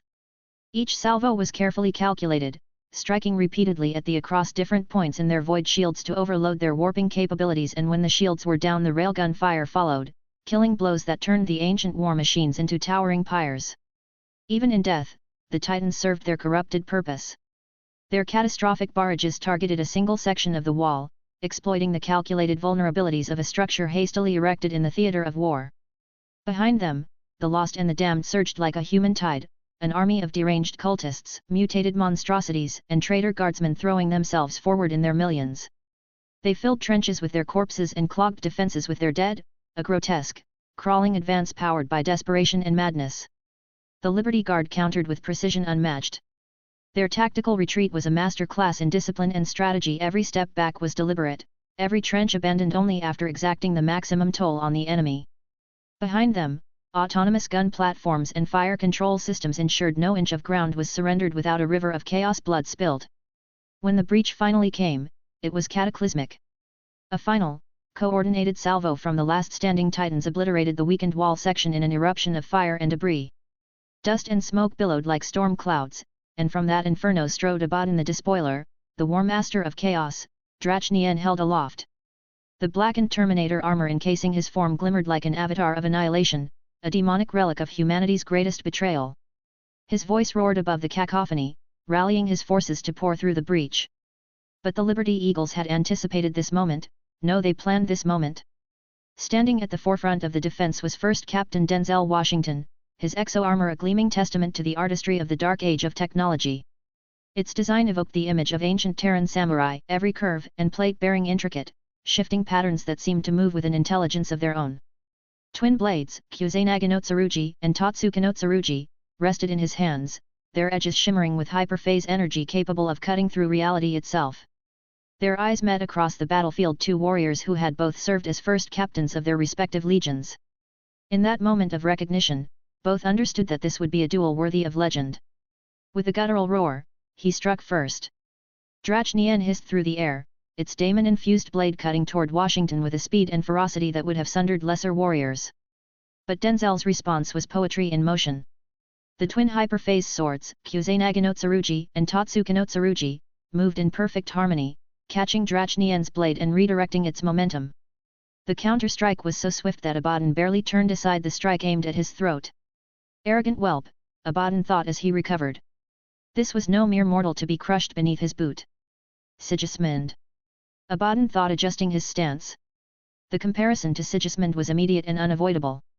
But where the Emperor's champion had been direct in his mastery, an unstoppable force of righteous fury, Denzel's style was more subtle. Each movement flowed into the next, no energy wasted, no opening given. Around them, the battle raged with increasing intensity. The First Company's disintegration weapons continued their deadly work, while Black Legion veterans pushed forward, trying to expand the breach. But for the two warriors locked in combat, the wider battle faded to background noise. Abaddon adjusted his strategy, remembering bitter lessons learned from his duel with Sigismund. That victory had come at a terrible cost, and even then, he had faced an aged warrior past his prime. The first captain before him was in his absolute prime, every movement sharp and precise. "You fight well, traitor," Denzel's voice carried clearly despite the din of battle. "But you're still telegraphing your strikes. Old Luna Wolf's habits die hard, don't they?" The taunt was delivered with the same casual confidence that seemed to be a hallmark of the Liberty Eagles.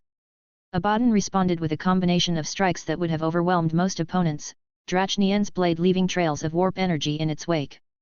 But Denzel moved like water, each attack met and turned aside with elegant efficiency. The old ways had their merits, Abaddon growled, pressing his attack while being careful not to overextend. 10,000 years of warfare teaches one much about combat.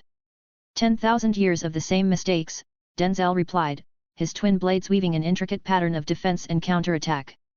You still try to overwhelm with brute force when precision would serve better. Their weapons clashed again, sending sparks of both physical and metaphysical energy cascading around them.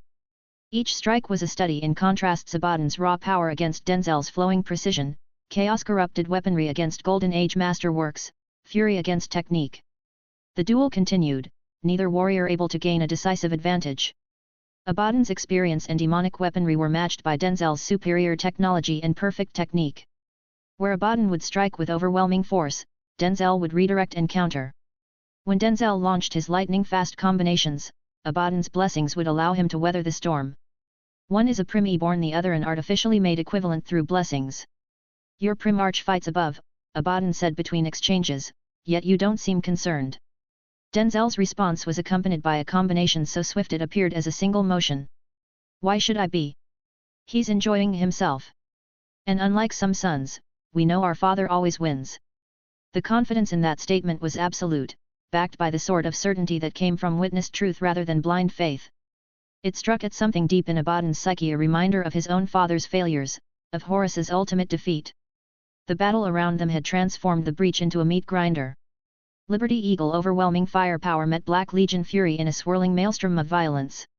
Yet in the eye of this storm, the two, War Master against First Captain, continued their duel, each seeking the single opening that would end it decisively. Their weapons clashed again, Daemon Blade and Phase technology creating distortions in reality where the blades met. Both warriors had fought countless duels across the centuries, but few had ever pushed them to these limits. It was the sort of combat that legends were made from, when skill and experience met their match, when neither warrior could afford a single mistake. The fate of the battle might well hang on the outcome of their duel, but neither warrior allowed that pressure to affect their concentration.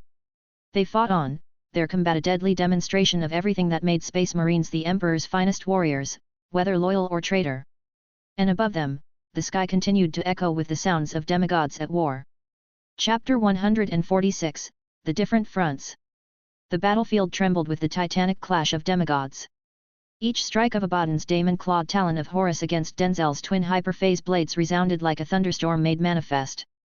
Sparks erupted as their weapons collided, their impacts rippling with arcs of physical and metaphysical energy. The air between them shimmered with unrestrained power, a furious dance of discipline against raw malevolence. And then came the moment that revealed the chasm between them. Denzel's hyperphase blades blurred into motion, their arcs too swift for mortal eyes to follow. One blade slashed toward Abaddon's head, the other toward his waist, the deadly combination as elegant as it was unavoidable.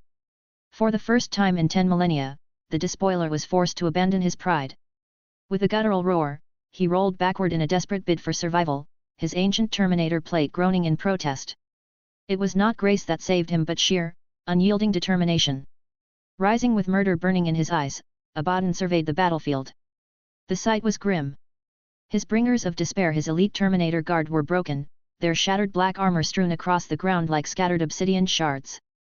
Only 3 remained standing, each bloodied and battered, surrounded by the grim efficiency of the Liberty Guard. A sudden transmission crackled in his helm, the binary cant of the dark mechanicum laced with something rare panic. The reinforcements he'd counted on, the vaunted Titan legions, would not arrive. The data burst that followed revealed why. The picked feed showed the final moments of an Imperator-class Titan, a machine whose presence alone could shift the tide of war. Its death, however, defied comprehension.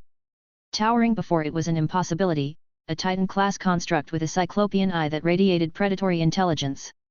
The Imperator unleashed its city-destroying arsenal, but the enemy Titan moved with an unnatural grace, sidestepping apocalyptic barrages as though the gods themselves guided its every motion.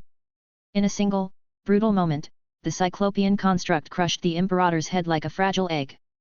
Worse still were the smaller humanoid war machines, Knight-class constructs that danced among the dark mechanicum forces with a blend of elegance and lethality.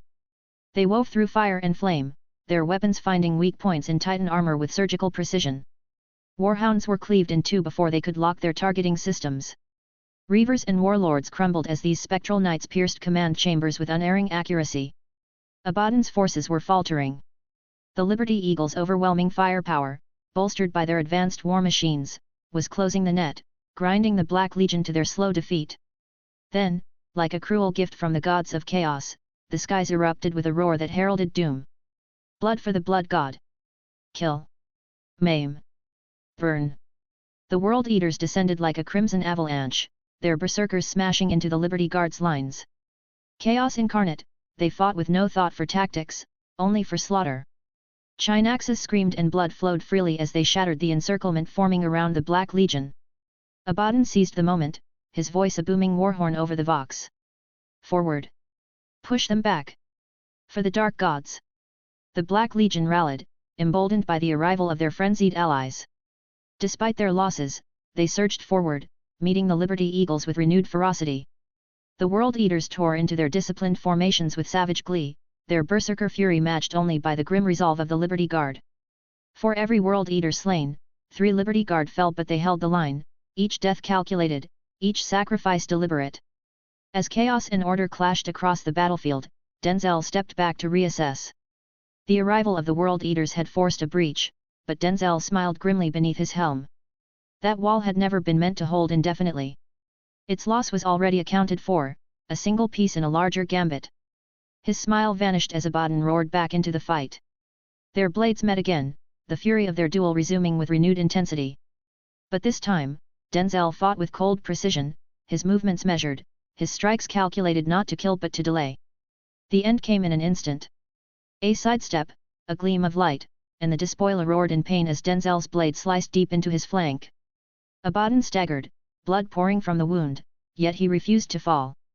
Both warriors knew the truth. Denzel could have pressed the attack, but to do so would invite retaliation from the cornered beast that was Abaddon. Liberty Eagles, tactical withdrawal. Denzel's voice rang out as he disengaged. Pattern Alpha 3. The Liberty Eagles began their retreat, their movements precise and deliberate. Abaddon growled through the pain, his voice lashing across the vox. Hold position. Do not pursue. Not all heeded his command.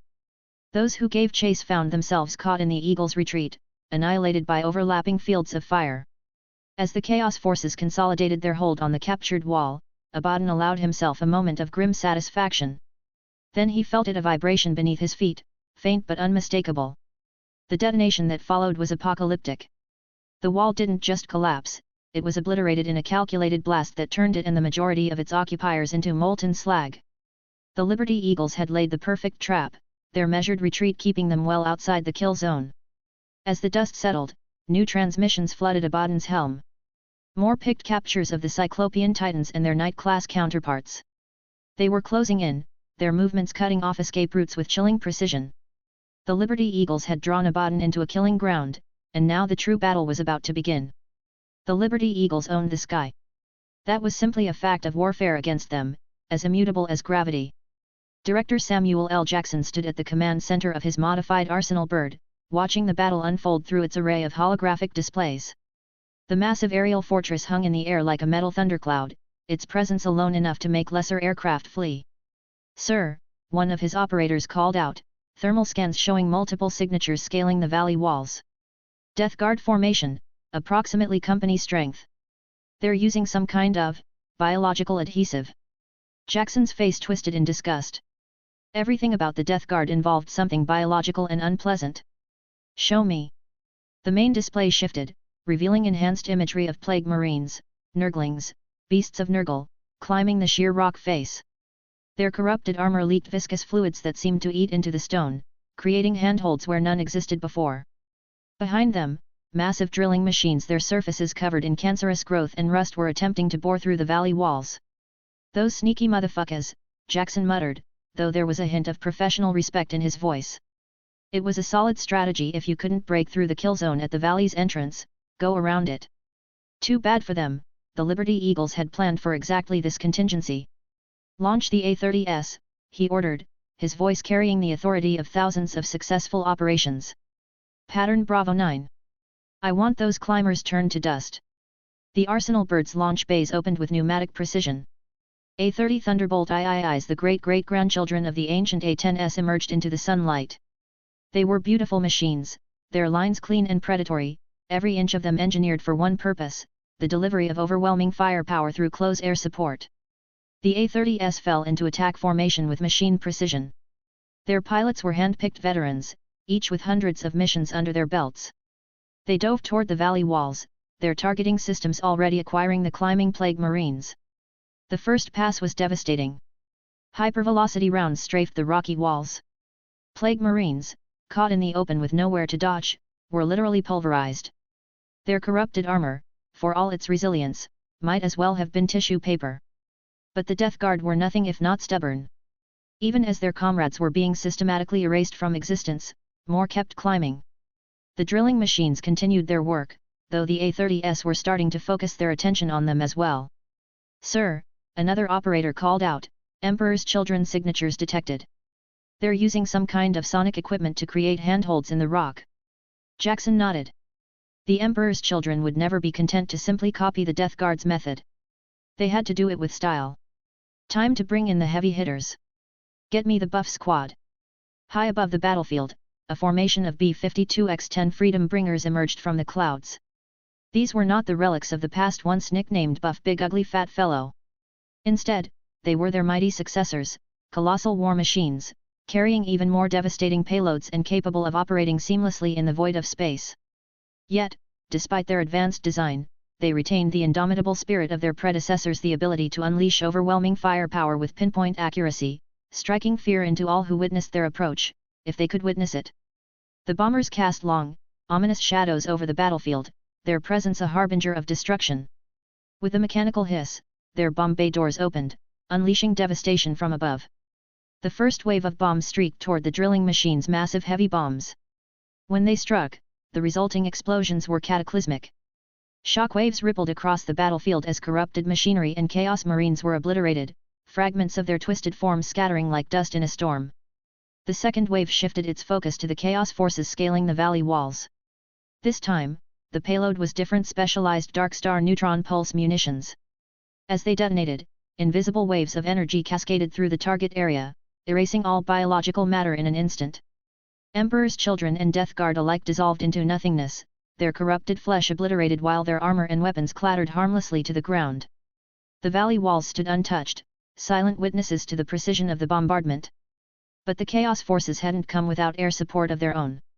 Hell Talon's daemon-possessed fighter aircraft screamed out of the cloud cover, their weapons already blazing. They were aiming for the bombers, knowing that the large aircraft were more vulnerable than the agile A-30s. "Squadron 42, you're up. Show these heretics how the Liberty Eagles fly." Director Samuel L. Jackson stood in the gleaming command center of the Arsenal Bird, his expression a mixture of pride and exasperation as he watched the tactical holosphere. Beside him, Yamato Nakajima, Chief of Staff of the Air Force, watched with practiced calm as two particular markers moved with impossible speed through the enemy formations. "All right, listen up. Squadron 42's in the air, and if you're not watchin', you better be fightin' like your life depends on it, 'cause it damn well does." Jackson's tone was unmistakably biting, laced with the kind of authority that made even seasoned officers sit up straighter. Behind him, Yamato Nakajima, Chief of Staff of the Air Force, stood with arms crossed, observing the air combat on the screens. Jackson jabbed a finger toward the display, where a pair of F-66s had just executed a perfect dual roll to flank a squad of Psi-inch Doom wings. "Tell me something, Nakajima. Are these pair of duos always this competitive? Or did they wake up this morning and decide to have a damn pissing contest in the middle of my airspace?" Nakajima let out a quiet, almost amused chuckle. "Lieutenant Pete Maverick Mitchell and Tom Iceman Kaczynski? They've been at each other's throats since they were in Top Gun together. One-upmanship is their favorite game. And, of course, they're good at it." Jackson groaned, rubbing his temples. Yeah. They're aces. Best of the best. Cream of the crop. I know all that. But God help me if they don't make my job harder every damn day. The rivalry has made them who they are," Nakajima continued with quiet pride. "Now, they are exactly what we need them to be, the best of the best. Squadron 42 accepts nothing less. Every ace in this squadron has at least 100 confirmed kills using standard Imperial Lightning fighters or our sector's base models. No advanced technology, only skill. Only then do they even dream of approaching a F-66. The tactical display above them blinked, showing the approaching wave of Chaos aircraft, Hell Talons and Doom Wings, their Daemon engines leaving trails of warp fire. The enemy formation was massive, nearly 200 aircraft strong. Against them, Squadron 42 had deployed just 24 F-66 Sky Sovereigns, split into two flights under Maverick and Iceman's command. The F-66s dropped from their holding pattern around the Arsenal Bird, their sleek forms flickering in and out of existence as their stealth systems kicked in. Each Sky Sovereign was a masterpiece of Imperial engineering, its inertialess drives allowing it to ignore the normal laws of physics. Powered by zero-point energy cores, the F-66s could maintain Mach 50 indefinitely, their only real limit being pilot endurance, though Nakajima often joked that boredom was more of a concern. Maverick here. Engaging, Maverick's voice came over the comms, unmistakable cockiness in every word. Fox 3. Iceman engaging, came the icy reply, the usual coolness in Iceman's tone evident. Fox 3. Long-range missiles launched from concealed bays, streaking toward the Hell Talons, which immediately attempted evasive maneuvers. But their daemon-enhanced reflexes couldn't save them. Splash 3, Maverick called out casually, like he was calling a play at the bar. Splash 3, Iceman echoed, deadpan, as if they were having a regular conversation. Jackson watched the kill counters climb. They count every hit separately. Always do, Nakajima confirmed. Watch, this is where they start getting ridiculous.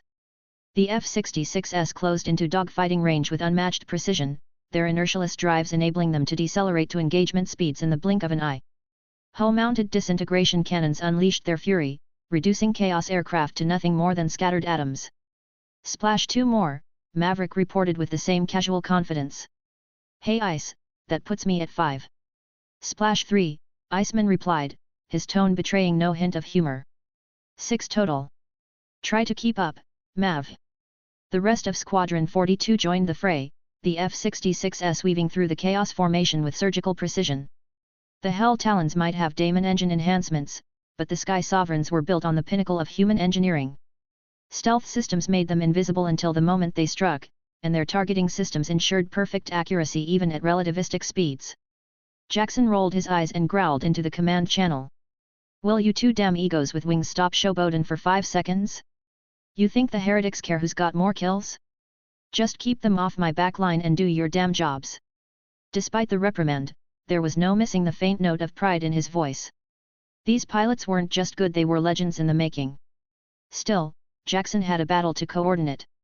He turned to the broader tactical view, where dozens of Independence sector fighters were engaging Chaos aircraft. Phoenix Wing, cover the flanks. Keep those Hell Talons off our bombers. Valkyrie Squadron, I need a clean sweep of that sector. Now. Don't make me come down there and explain it myself. Nakajima, unflappable as ever, chuckled. You enjoy this more than you let on, Director. Oh, don't start with me, Nakajima. I got 24 aces up there flying my F-66S, and somehow it still feels like babysitting. But you're damn right I enjoy it. Watching these maniacs turn heretics into stardust? That's what I live for. Back on the display, Maverick and Goose had regrouped with Iceman and Slider. The 4 F-66S were now weaving through the enemy formations like sharks among minnows, their kills climbing with ruthless efficiency. In less than a minute, they'd cleared 30 hostiles, leaving a trail of burning debris and banished Daemon engines. All right, Squadron 42, Jackson barked into the comms, his voice a perfect blend of authority and adrenaline. Maverick, Iceman, if either of you tries to outscore the other at the expense of my battle plan, I will personally strap you to a lightning and send you into orbit. Are we clear? A chorus of affirmations came back, but not before Maverick quipped, crystal clear, General. By the way, Fox 3. The comms erupted with the sound of another explosion as another Chaos fighter disintegrated. Iceman's quiet laugh followed. Your kill count's still behind, Maverick. Jackson pinched the bridge of his nose and muttered under his breath.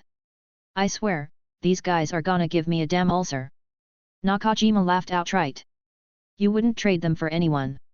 Hell no, Jackson admitted, his voice dropping an octave. They're my aces.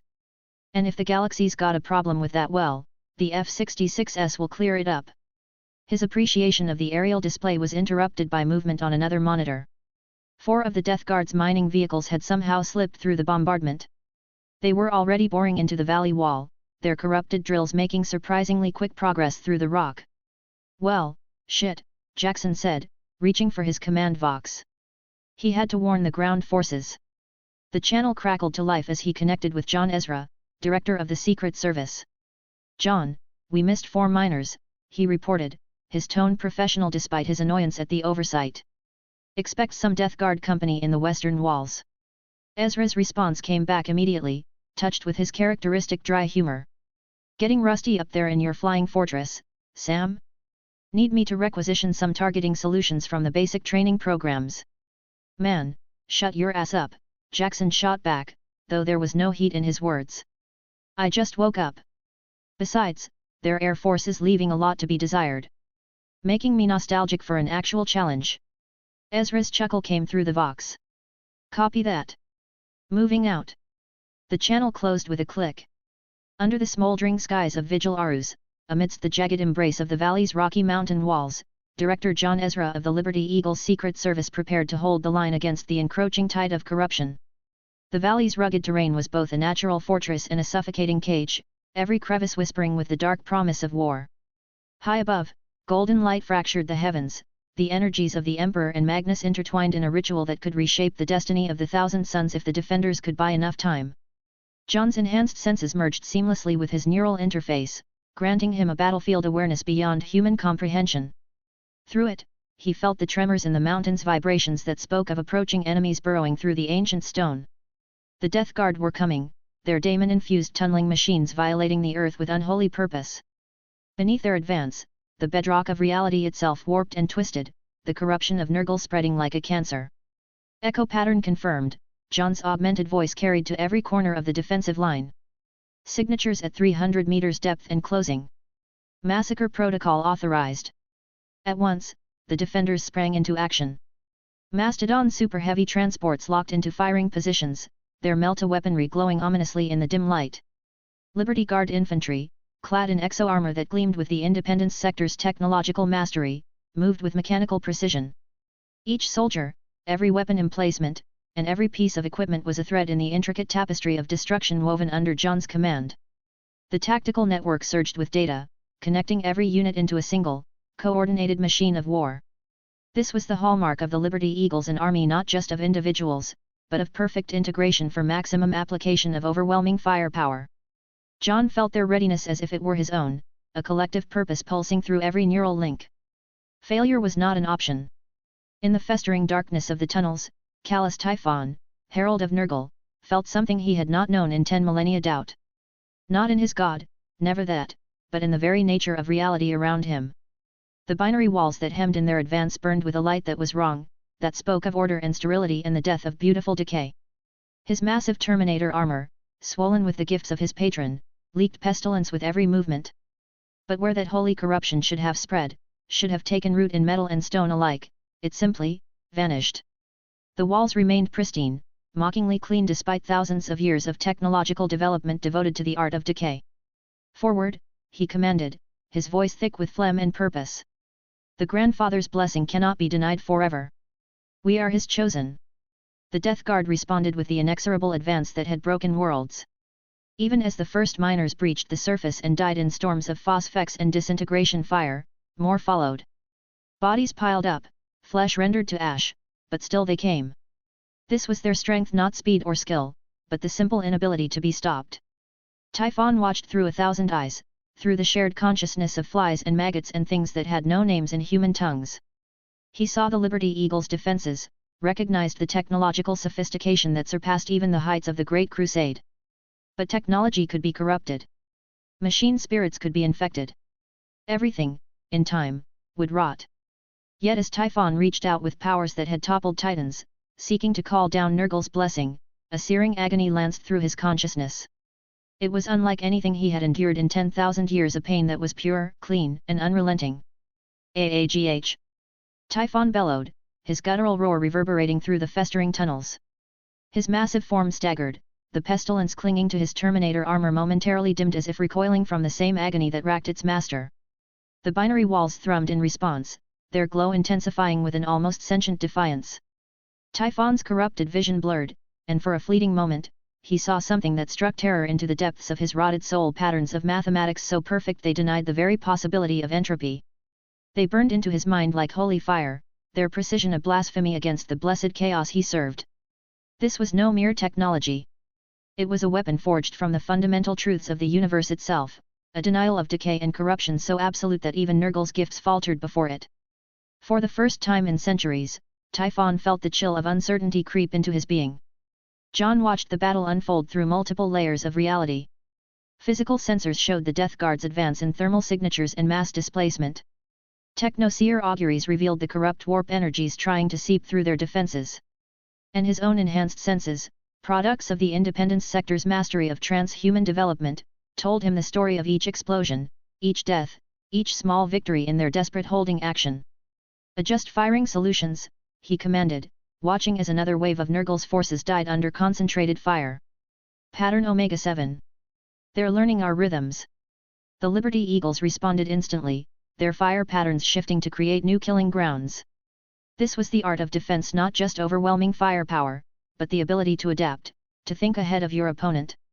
Each death guard that died was a data point, each failed attack a lesson in how to make the next defense even stronger. In the tunnels below, Typhon felt the shift in the defenders' tactics.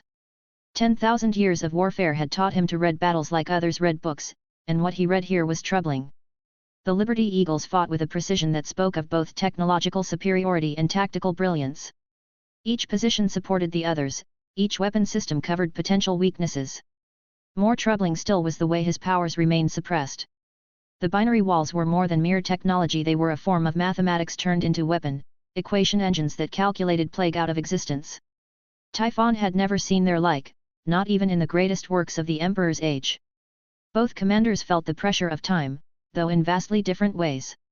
For John, each second was precious data, another moment to perfect their defense, another opportunity to prove worthy of his Primarch's trust. The ritual above needed time to complete, and every plague marine that died bought that time in blood and ash. Through his neural link, he watched as another wave of Nurgle's forces breached the surface. Beasts of Nurgle, their bloated forms leaking impossible diseases, died under concentrated phosphex fire. Death Guard Terminators, their armor corroded and swollen with unholy life, were systematically torn apart by precision strikes to weak points that had taken centuries to identify. For Typhon, time was an enemy in ways he had never expected. Each failed attack weakened the Death Guard's position, and he could feel other powers stirring above. The ritual was more than mere sorcery, it was something fundamental, something that threatened the very foundations of chaos itself. Yet he could not retreat. Pride and devotion warred in his rotted heart, driving him forward despite the mounting casualties. The Death Guard had weathered worse storms, endured greater fires. They would endure this too, would find a way to corrupt these perfect defenses, to bring beautiful decay to this sterile fortress. The golden pillar pierced the heavens like humanity's defiance made manifest, its light casting long shadows across the ritual grounds where Vladimir Mendeleev, chief librarian of the Liberty Eagles, maintained his eternal vigil. Around him, 500 technoseers wove patterns of impossible mathematics into reality itself, their augur staves inscribing equations that denied the very possibility of chaos. The firewall was their masterwork, not mere technology, nor simple psychic power, but the perfect fusion of both. Binary code flowed like living lightning through the air, each digit a calculation that strengthened reality's foundations against the whispers of gods who would unmake it. It was beautiful, in its way the poetry of pure logic turned to humanity's defense. Vladimir took another pull from his flask, the augmented liquid burning perfectly calibrated paths through his enhanced biology. Through eyes upgraded far beyond mere human limitations, he watched the firewall's effects ripple across multiple layers of reality. In the material realm, it manifested as sheets of translucent energy, mathematical proofs made manifest. In the immaterium, it was a fortress of pure reason, its walls built from theorems that even demons could not deny. Status report, he commanded, his voice carrying to every technoseer through both Vox and neural link. Firewall integrity at optimal levels, came the response, delivered in perfect synchronization by hundreds of voices. Chaos manifestation reduced to 0.0013% of baseline. Demonic entities experiencing power reduction of 99.87%. The Emperor's burden is lightened. Vladimir nodded, satisfaction warming him more than the flask's contents.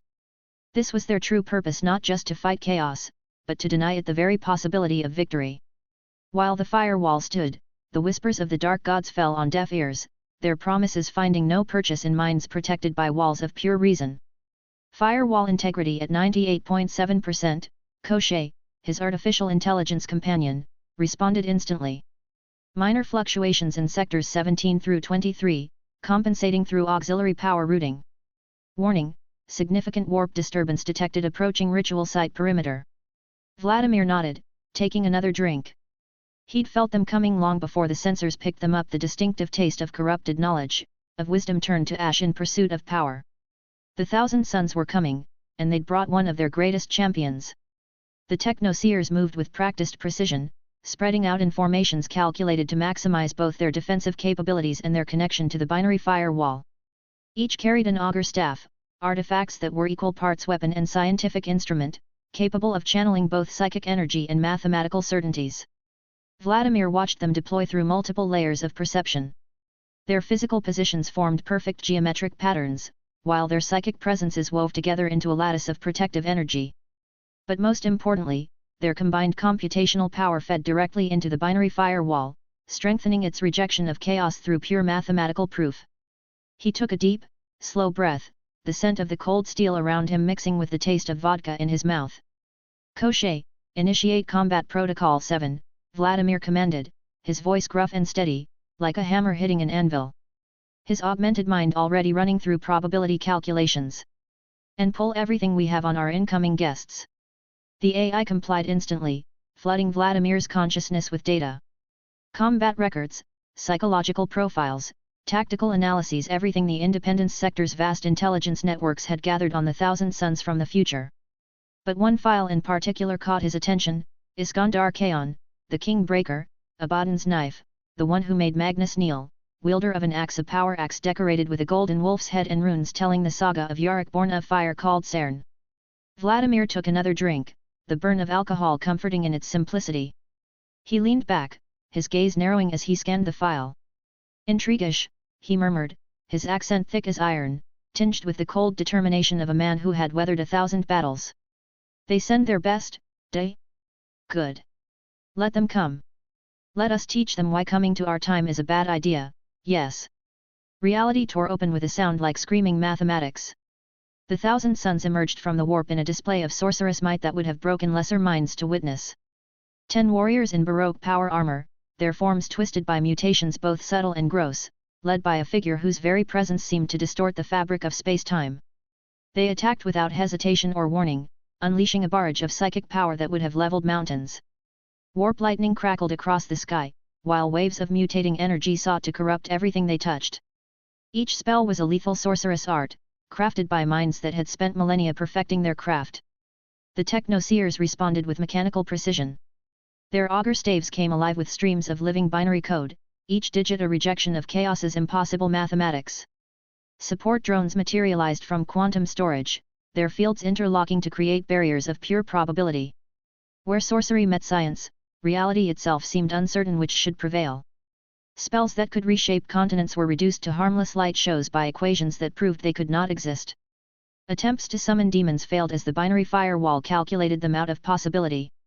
Vladimir watched it all with professional interest, but his attention remained fixed on Khan. The infamous sorcerer stood apart from his brothers, his presence a void in reality itself. The axe in his hands sang with the memory of its original owner's death, while shadows that were not shadows writhed around him. "Move aside or die," Khan's voice echoed with the weight of millennia, each word a proclamation of inevitability, a threat that could crumble minds with ease. Vladimir, nonchalantly sipping from his flask, let the enhanced liquid swirl in his systems, his demeanor as cold and unbothered as the frozen wastes of his homeland. "Ah, so dramatic, then you can die now." His words were blunt, unrefined, but they carried a force that matched Khan's own. As Koschei analyzed their opponent, Vladimir's gaze remained steady, unshaken. The fireball he conjured was almost too simple a raw and blatant attack, easily deflected by a sorcerer of Khan's skill. And, predictably, the sorcerer did exactly that, effortlessly swatting the fireball aside with a flick of his wrist. But this was the moment Vladimir had been waiting for. With the flicker of distraction, Vladimir struck. This wasn't a punch, nor even a typical psychic assault. This was something more subtle, more precise, a mathematical equation, crafted to tear apart the very fabric of existence itself. The air seemed to hum with invisible force, as reality bent and broke under Vladimir's will. Khan's eyes widened in sheer disbelief as he felt the unthinkable happen. His soul, a force of untold power, was torn from its vessel. This was impossible. He was Iskandar Khan, one of the greatest sorcerers the galaxy had ever known. He had bent the warp to his will, commanded demons, and shattered the laws of reality itself. But here he was, standing outside his own body, helpless as it slumped to the ground. His body hit the ground with a heavy thud, still breathing but lifeless, while his soul was left hanging in the air, confused and rattled. For a moment, Khan couldn't comprehend it. This couldn't be happening. His mind raced, trying to grasp the impossible. Vladimir chuckled, a low, guttural sound that carried both amusement and disdain. "Stay like this until everything is over, yes," he said with a mocking tone, the Russian rolling off his tongue as if savoring every word.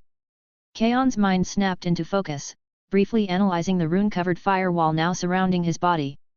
His gaze shifted down to the intricate, glowing symbols, Eldar symbols. The realization hit him like a hammer: the soul separation wasn't some crude spell or simple psychic attack.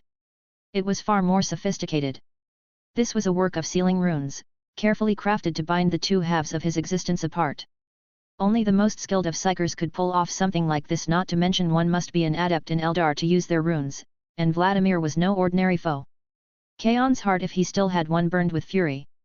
He had underestimated this warrior, and now, trapped outside his own body, there was nothing he could do. Vladimir stood tall, his broad shoulders like a stone wall, arms crossed over his chest as his piercing eyes glinted with cruel amusement. He let out a low, mocking chuckle. "Relax, sorcerer, watch your inevitable defeat," he said, each word dripping with cold disdain. "Made a Primarch kneel, huh? Kek." The finality of his words hung in the air like the frost of Siberia, cutting through the silence with an edge as sharp as a winter wind. Comment. 20 comment. Vote. 1 left. Chapter 147, A Mismatch. The hololithic projection of Rogel Dorn materialized with characteristic imperial precision, his stern features cast in the golden light of ancient technology. Behind him, the sounds of siege warfare provided a constant backdrop: the thunder of artillery, the clash of armies, all muted by distance and technology into something almost musical. Denzel Washington and Stephen Armstrong stood at parade rest, their perfectly maintained armor reflecting the artificial light of the command center. Through the reinforced viewport behind them, the sky rumbled with ongoing aerial combat, flashes of weapons fire illuminating the clouds like artificial lightning. "Report," Dorn said without preamble, his voice as unyielding as the fortifications he was renowned for building. Armstrong stepped forward slightly. "Lord Dorn, the modifications to the wall systems you suggested have been implemented. The additional void shield generators are operating at 97% efficiency, and the automated defense turrets have been calibrated according to your specifications." "Good." Dorn's eyes moved across the tactical displays visible in his projection. "The positioning of the moats is tactically sound. Though I note you've added energy field generators within them. Unusual. Expensive. Effective." "Thank you, Lord Dorn," Denzel said smoothly. "Your expertise has been invaluable in preparing these defenses." "Naturally." Dorn's matter-of-fact tone carried no hint of pride, merely stating what he considered an obvious truth. "However, I find myself questioning the necessity of such extensive fortifications. Franklin's Legion is not known for defensive warfare. What manner of enemy requires such measures?" Armstrong and Denzel exchanged a microsecond glance, their enhanced reflexes allowing for an entire conversation in that brief moment. "A particularly formidable Xenos empire, Lord," Armstrong offered carefully. "Their technology level is concerning." Dorn's expression, if possible, became even more stoic. "Impossible, sir." Denzel managed to keep his voice steady. "Franklin's combat record against Xenos threats is extensively documented. Analysis indicates that any conventional Xenos empire would be eliminated within approximately 3 solar months, given your Legion's standard operational parameters." Dorn's eyes narrowed slightly. "You are attempting to deceive me. You are doing it poorly." "Lord Dorn, I assure you," Armstrong began. "Your assurances are unnecessary and incorrect." Dorn's tactical mind was visibly working through the problem. The defensive requirements suggest an enemy capable of both conventional and unconventional warfare. The psychic dampeners integrated into the walls indicate warp-capable threats. The purification systems suggest biological or corruption-based weapons. This combination of factors. He was interrupted by a tremendous crash from outside the viewport. A serpentine form wreathed in purple energy slammed into the ground, its forearms flailing as it tried to right itself. Above it, a figure wrapped in divine fire drove it further down, wings of steel flashing as they nearly bisected another massive form, this one red with rage and brass with corruption. Franklin, still locked in combat with his fallen brothers, managed to give the viewport a thumbs up as he hurled Fulgrim back into Angren's descending form. Dorn watched this display with his characteristic lack of expression. "That was Franklin." "Yes, Lord Dorn," both captains answered simultaneously. He was fighting a four-armed serpentine entity displaying distinctive purple coloration. Dorn's eyes narrowed fractionally. That shade of purple is familiar. I have seen it before. Through the hololith, they could hear Sigismund's voice calling out, Lord Dorn. The non-compliant Empire's forces are in full retreat. Victory is assured. Acknowledged, First Captain. Dorn turned back to the Liberty Eagles. I must attend to this matter. However, inform Franklin that I require a full briefing on this, Xenos Empire. Their capabilities are clearly worthy of study, and my fortification designs must be optimized accordingly. The hololith flickered out, leaving Denzel and Armstrong in momentary silence. Well, Armstrong said finally, that could have gone worse. Denzel nodded, allowing himself to relax slightly. Trying to deceive Rogel Dorn is like trying to lie to a living lie detector that also happens to be a tactical genius and your uncle. At least Franklin's timing was. Armstrong was cut off by another tremendous crash from outside. Through the viewport, they could see their Primarch locked in aerial combat with his corrupted brothers, the sky itself seeming to burn around them. Franklin had Fulgrim in a headlock while using him as a makeshift club against Angren, all while maintaining perfect flight stability. Both captains watched as their Primarch executed a perfect aerial maneuver that sent both Angren and Fulgrim crashing into each other again. At least he didn't ask about the giant golden pillar of light. Don't remind me, Armstrong groaned. Next time Father wants to consult with one of his brothers while fighting Daemon Primarches, he can do the explaining himself. Above them, Franklin's voice rang out clear and cheerful, Hey boys! How'd the call with Rogel go? Both captains exchanged looks that spoke volumes about the unique challenges of serving in the Liberty Eagles. Just fine, Lord, Denzel called back. Though we might want to revisit our definition of selective truth in future briefings. The horizon burned with unnatural fire, casting shadows that moved in ways shadows should not. Through enhanced optical systems and decades of battlefield experience, First Captain Denzel Washington and Second Captain Stephen Armstrong watched the approaching storm of corruption and hatred given form. Daemon engines prowled forward like predatory mountains, their forms a mockery of both machine and flesh. Brass and blood mixed with steel and smoke, while the screams of their tortured machine spirits echoed across the valley. Behind them came the endless ranks of the damned traitor legions, world eaters, and the Black Legion, who had turned their backs on everything they once held sacred. From their position atop the wall, both captains could see the full scope of what approached. The defensive systems they'd helped design, each weapon and void shield generator a testament to the fusion of Rogel Dorn's expertise and Liberty Eagle innovation. So, Armstrong said, his voice carrying the weight of inevitable justice, Abby finally commits fully to the attack. Denzel nodded, his twin hyperphase blades humming softly at his sides. He's run out of options.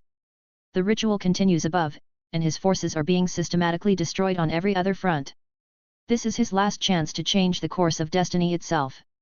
Even if he breaks through here, Armstrong's massive form shifted slightly as he checked the status of the defenders through his neural interface. He'll face 3 more walls, each stronger than the last. The Liberty Guard are in position, the artillery is ranged, and our brothers stand ready. He'll die here, Denzel's voice carried absolute certainty. Like the traitor he is. Both captains fell silent for a moment, watching the approaching apocalypse. The sound of Daemon horns carried across the battlefield, their notes promising death and corruption. But neither warrior showed any sign of fear. It's almost poetic, Armstrong mused. The traitor, who helped tear down humanity's dream 10,000 years ago, making his final stand against those who kept that dream alive. Denzel's response was interrupted by a priority alert from their tactical systems. New signatures were appearing among the Chaos Force's massive forms that radiated power that set off every warning rune in their enhanced senses. Daemon Primarches, Armstrong confirmed grimly. They're committing everything to this assault. Good. Denzel smirked. Let them come. The walls will hold. And even if they don't. He gestured upward, where flashes of intense flames still pierced the corrupted sky. Franklin's keeping their heaviest hitters occupied. These walls aren't just fortifications, they're a statement of defiance against everything the traitors represent. For the Emperor, Armstrong said softly, and for the dream that never died. For liberty, Denzel agreed, and for a future worth fighting for. Above them, the sky continued to burn with the battle of demigods. Below, the forces of chaos advanced like a tide of nightmare made manifest. But the walls stood ready, their defenses primed, waiting to prove that even the gods themselves could be denied by human ingenuity and courage. The time for words was ending. Soon, there would only be the thunder of guns and the clash of armies. But in this last moment of relative quiet, two of humanity's greatest warriors stood together, ready to show the forces of chaos exactly why the Liberty Eagles had the finest combat record of any legion in history. They would hold the line. They would keep faith. And Abaddon, along with his armies of the damned, would learn exactly what price betrayal ultimately demanded. The horns sounded closer now. The end was beginning. Within the binary lattice of the firewall, Slaanish's malice coiled like a serpent, threading her influence into reality. A rift loomed, a wound in creation from which her favored sons sought to emerge. The Emperor, locked in his eternal struggle, turned to Constantin Valder, his voice calm and precise. A traitor legion breaches at the eastern wall. No further words were needed. Valder, the Captain General of the Legio Custodes, nodded and left with the silent purpose of one who had never failed his master. Within minutes, 1,000 custodians, the Emperor's chosen, prepared for war, accompanied by the Sisters of Silence, their null auras anathema to the warp touched. Like golden spectres of judgment, they advanced, their mere presence a proclamation of death. At the eastern wall, reality convulsed as the Emperor's children clawed their way into existence. Purple lightning split the skies, their sonic corruption twisting the air into a cacophony of agony. Lord Commander Eidolon emerged first, his armor once a monument to pride now warped into a grotesque parody of its former grandeur. Behind him, Lucius the Eternal followed, his features a canvas of scarred arrogance. The traitor legion poured forth, a tidal wave of madness and excess. Eidolon's expectation of resistance, some loyal Astartes or mortal regiments, crumbled into ash the moment he saw them. His enhanced senses recognized the golden warp plate, the towering figures, and the unyielding discipline that no Astartes could match. The custodians. Dread settled in his hearts. He had witnessed their power during the Great Crusade. Now, they were here not as wardens of the palace but as executioners, sent to cleanse. For the first time in centuries, Eidolon felt it, a cold, gnawing dread. For the Emperor, Valder said simply, and the custodians moved. What followed was not a battle in any conventional sense. It was an exhibition of why the custodians were considered the finest warriors humanity had ever produced. Each one moved with precision that made even space marines seem clumsy by comparison, their weapons finding weak points in armor that shouldn't have existed. The Sisters of Silence wove through their ranks like deadly shadows, their null auras disrupting the warp-enhanced abilities of their corrupted foes. Where they passed, the screams of sonic weapons fell silent, and the unnatural strength granted by Slaanish flickered and failed. Lucius the Eternal saw him immediately. The champion of the Third Legion grinned, his scarred face twisting into a grotesque mask of ecstasy. Here was a worthy foe, one who radiated an aura of perfection that rivaled even his own. Lucius approached with an almost casual stride, the blades at his side singing softly as if eager for blood. "Captain General," he drawled, his voice carrying over the din. "Your Emperor sends you to die, I see. A shame. You'd make a fine addition to my collection." Valder did not answer. His Apollonian spear rested lightly in his hands, its haft glowing faintly with a hum of restrained power. His helm concealed his expression, but the silence spoke volumes. To Lucius, it was infuriating. "You've nothing to say." Lucius chuckled, stepping into the killing circle. "No grand pronouncements? No demands for my surrender?" The Captain General tilted his head slightly, his stance shifting. It was not a defensive gesture, it was one of absolute certainty. "You will fall in 3 exchanges," he said simply. Lucius laughed outright, his warped voice echoing unnaturally. 3 exchanges? Captain General, I could toy with you for hours." His blades came up, the latter blade and 19. Valder's only response was to raise his spear into the en-garde position. With a roar that echoed with maddened ecstasy, Lucius struck. His opening move was a triple strike meant to overwhelm any defense, a feint high, a thrust low, and a lightning-fast slash aimed at the throat. It was a maneuver that had claimed the lives of countless warriors, including champions of other legions. But as Lucius' blade descended, Valder moved. It was not a flourish or a grand display, it was efficiency distilled to its purest form. His spear tilted with the slightest adjustment, intercepting Lucius' thrust mid-motion and deflecting it upward, sending the corrupted swordsman off balance. The golden haft of the spear extended in the same breath, its butt slamming into Lucius' chest plate with concussive force. The blow was not intended to kill, it was a statement. Valder was not playing the game Lucius thought he was playing. Lucius staggered back, his exhilaration momentarily giving way to frustration. The Captain General hadn't countered him in the way he expected. He hadn't met Lucius' attack with equal flair or attempted to outshine his artistry. Instead, Valder had simply undone him, unraveling the sequence of his movements as though the famed swordsman were an overconfident apprentice. Lucius' grin widened, his scarred lips curling into a snarl of delight. "Good," he hissed, his voice dripping with sadistic anticipation. "Finally, someone worthy of my blade." Valder's expression remained impassive, his amber eyes fixed on Lucius with the detached scrutiny of a predator observing prey. He neither replied nor shifted his stance. For Valder, this was not a duel or a contest of skill. This was execution, and he would perform it with the same precision he applied to every duty. Lucius surged forward again, his blade now a blur of motion. He danced around Valder, his strikes coming from every conceivable angle, each one a calculated assault designed to probe for weakness. The air between them shimmered with the speed of his attacks, the sheer force of his blows creating sonic cracks. To the untrained eye, it was as though Lucius were fighting a statue, for Valder barely moved. His spear flicked left, then right, each motion perfectly timed to meet Lucius' blade. Sparks flew as demonic steel met the Corinthian war plate. The Captain General's movements were so economical that they seemed to anticipate Lucius' strikes before they even began. Lucius snarled in frustration, leaping back to reassess. He had never faced such precision, such unyielding mastery. His opponents had always been goaded into mistakes, their rage or pride exploited to his advantage. But Valder offered him no such luxury. His strikes found no gaps, no hesitation to exploit.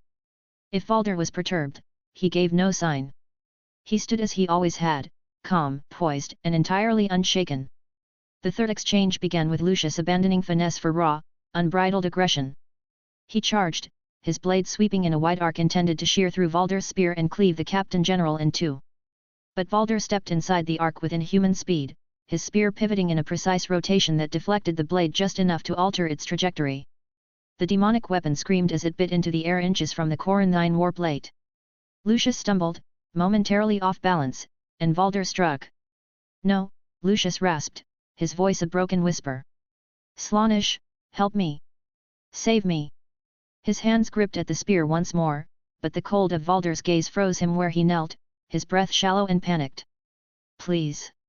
he begged, his voice cracking, a shadow of the arrogant and proud warrior he had been. "I am yours. Save me, glorious one!" The words died on his lips as the Captain General twisted his spear, pulling it free with a sharp scream of torn flesh and ruptured organ. Lucius fell forward, his body hitting the ground with a sickening thud. The last breath he drew was a shallow gasp, one final, desperate plea for his patron to show mercy. But there was no mercy in Valder's eyes. There was no room for mercy in the face of duty. Valder stood over him, motionless, as Lucius's lifeblood pooled around him. There was no satisfaction in the kill, no exhilaration. The Captain General had only done what needed to be done. An enemy of the Emperor, no matter how twisted, was to be eradicated, and with a mere flick of his wrist, Lucius's death was assured. Lucius's body twitched once, a final, futile attempt at survival, but Valder's resolve had been unshakable. The champion of Slaanesh, the arrogant and self-absorbed being who had prided himself on his immortality, had been reduced to little more than a corpse at the Captain General's feet. And as Lucius's eyes dulled, Valder finally spoke, his voice quiet and cold, "Your god cannot save you now, traitor." In the space of 3 exchanges, the Eternal had fallen. Eidolon watched in mounting horror as his legion faltered. For every excess they embraced, the custodians countered with purpose. Where the Emperor's children sought chaos, the custodians imposed order. Every sound, every strike, every death was a judgment rendered. He waded into battle wielding glory eterna, his thunder hammer roaring with destructive power. Traitor though he was, Eidolon was no coward. He swung with desperate fury, shattering shields and battering armor. But even as he fought, he could feel the tide turning. Then he saw Valder. The Captain General strode through the battlefield like a spectre of doom. No flourish, no wasted movement, only the cold, unyielding purpose of a warrior who had never known defeat. Eidolon charged, hammer raised high, bellowing a war cry that echoed across the battlefield. The thrill of combat surged through him, feeding his corrupted soul. But beneath it lay something unfamiliar, something alien to a son of Slaanesh, fear. Valder met his charge with a single motion, the Apollonian spear descending like the wrath of the Emperor himself. Eidolon's hammer crashed into Valder's guard, and for a moment, the battlefield froze. Then the spear struck, shattering Glory Eterna and tearing through Eidolon's armor. Eidolon fell to his knees, the weight of failure crushing him. Around him, his legion was annihilated. The Sisters of Silence stripped them of their warp-gifted strength, leaving them as fragile as broken glass before the custodian's might. There was no retreat. The warp portal that had brought them here had collapsed, severing their escape. Eidolon looked up at Valder, his vision blurring as life drained from him. "We sought perfection," he rasped, blood bubbling from his lips. Valder's voice was cold, his tone devoid of malice. "You found it. In death." With a final thrust, the Captain General ended Eidolon's life. The battlefield fell silent as the last Emperor's children died. The custodians stood amidst the corpses of the Third Legion, their golden armor unblemished by the blood of traitors. For them, it was not a victory, it was simply another duty fulfilled. The Emperor's children had sought to break through reality itself, to corrupt and conquer. Instead, they found judgment. In the end, there was no glory, no sensation, no triumph. Only the Emperor's justice. Chapter 148, Magnus the Reds? The barren surface of Vigil Arus bore witness to a clash of titanic proportions. Beneath a sky turned crimson by Magnus' ritual, three demigods engaged in a battle that would echo through the ages. Franklin Valorian, the Liberator, faced his fallen brothers Fulgrim, the daemon-possessed Phoenician, and Angren, the eternally rage-consumed Red Angel.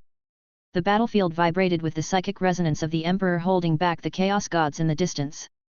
Magnus chanted incantations to save his 1,000 sons from the flesh change, his efforts casting arcs of power into the sky.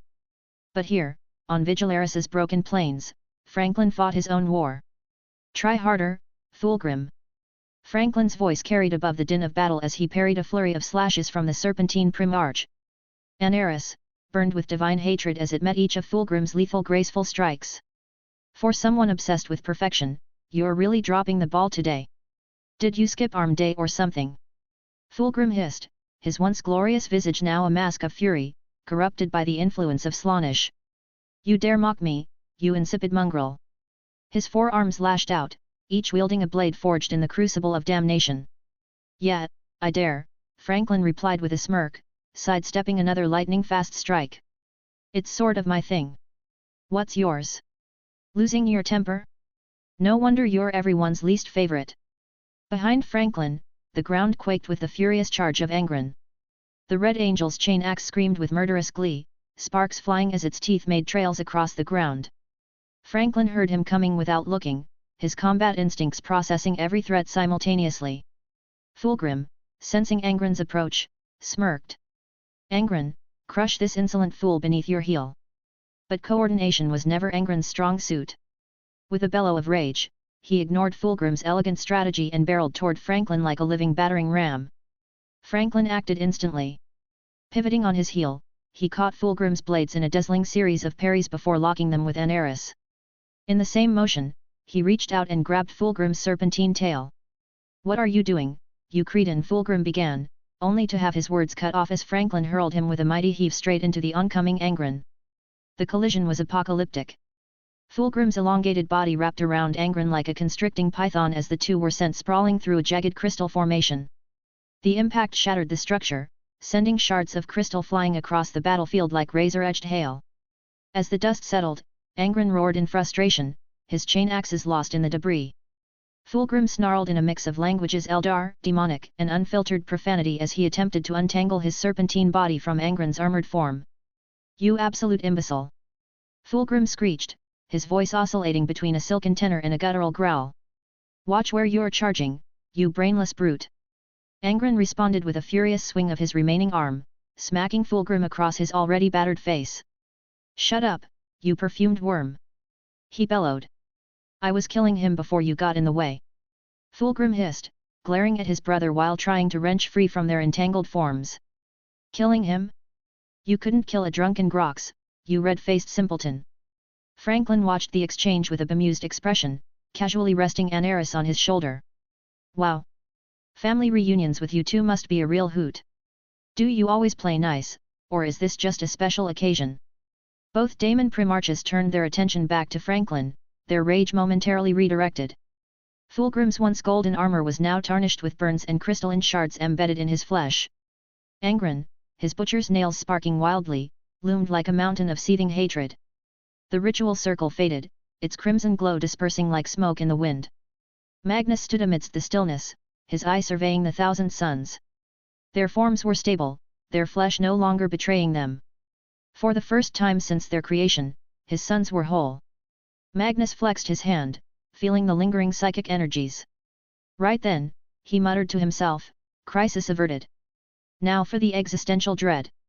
Reaching out through the warp, he connected to the Emperor's mind. Father! It is done. His voice was laced with triumph, though it faltered as doubt crept in. But what now? The Emperor's response came swiftly, resonating with the weight of the immaterium itself. Through their connection, Magnus glimpsed his father's current state, a radiant figure of pure golden energy standing as an unyielding bulwark against an endless tide of writhing darkness. Well done, Magnus! But don't start patting yourself on the back just yet, the Emperor replied, his tone both weary and wry. The ruinous powers have noticed. And they are, let's say, extremely displeased. Magnus frowned, his single eye narrowing. His gaze flicked toward the battlefield, where Franklin Valorian's laughter rang out over the clamor of war. The Liberator clashed with Fulgrim and Angren, his weapon blazing with golden fire as he danced through the chaos with almost insulting ease. Franklin? Surely not, Magnus replied, incredulous. He's not even. I mean, he helped, but why would they? The Emperor's voice carried a rare note of amusement, like a cosmic parent suppressing a chuckle at a particularly naive child. Your brother is unique, Magnus, the Emperor explained. Across the infinite permutations of existence, he alone remains impervious to chaos. No temptation, no scheme, no power can sway him. He is, for lack of a better term, an absolute irritant. Magnus pinched the bridge of his nose. So, let me get this straight. Franklin's very presence is unraveling their plans, and their solution is to dogpile him like disgruntled fans at a convention. Precisely, the Emperor confirmed, his tone tinged with amusement. Warn him, Magnus. Chaos is mustering its full strength. They'll throw everything at him before reality reasserts itself. Through their connection, Magnus could sense the immense strain his father was enduring. The Emperor's psychic might remained unshakable, a radiant pillar of golden power standing resolute against four distinct cosmic forces. This was not a battle of raw strength, the Emperor's power could outlast the Chaos God's relentless attempts. He stood unwavering, like an unyielding wall of light in the face of infinite darkness. Yet, the enormity of the task was undeniable. The mental image was vivid, his father stood like Atlas not holding up the world, but holding back four universe-shattering abominations, each one striving to pry open the fabric of reality like a gate, sending their champions to inject their influence into the world. The Chaos Gods are expending tremendous energy, pushing their influence far beyond the Eye of Terror and the Kadayan Gate, Magnus remarked, his mind analyzing the situation with cold precision. It's not that you lack the power to contain them, Father. You're not facing them directly. Instead, you're intercepting their attempts to channel their strength into their champions, halting the assassins before they can strike. The Emperor's psychic presence flared, a burst of golden light in the immaterium. Yet, there was no anger, only an unwavering focus, a determination that pulsed through the very air. Correct, he affirmed. They are trying to slip their power through the cracks, seeking to empower their chosen and tip the scales in their favor. Magnus felt the weight of his father's words, the sheer strain beneath them. The Emperor's psychic might was vast, yet stretched thin, as he defended multiple points of entry. A dangerous game they play, Magnus mused, his voice tinged with awe. But they are squandering their strength. They cannot maintain this assault for much longer, can they? No, the Emperor replied, his psychic barriers reinforcing themselves in perfect synchronization, but for now, it is not about endurance. It is a matter of timing. I must intercept their efforts at the right moment. This is not a battle of attrition, Magnus, but a delicate operation. The closer their champions come to their end, the more desperate their attempts to pour power into them will become. Magnus sighed, glancing toward Franklin's distant figure. He's going to make a joke about this, isn't he? Something along the lines of, oh no, the big scary gods are mad at me. Whatever shall I do? The Emperor smirked at the thought. You know your brother well. Go to him.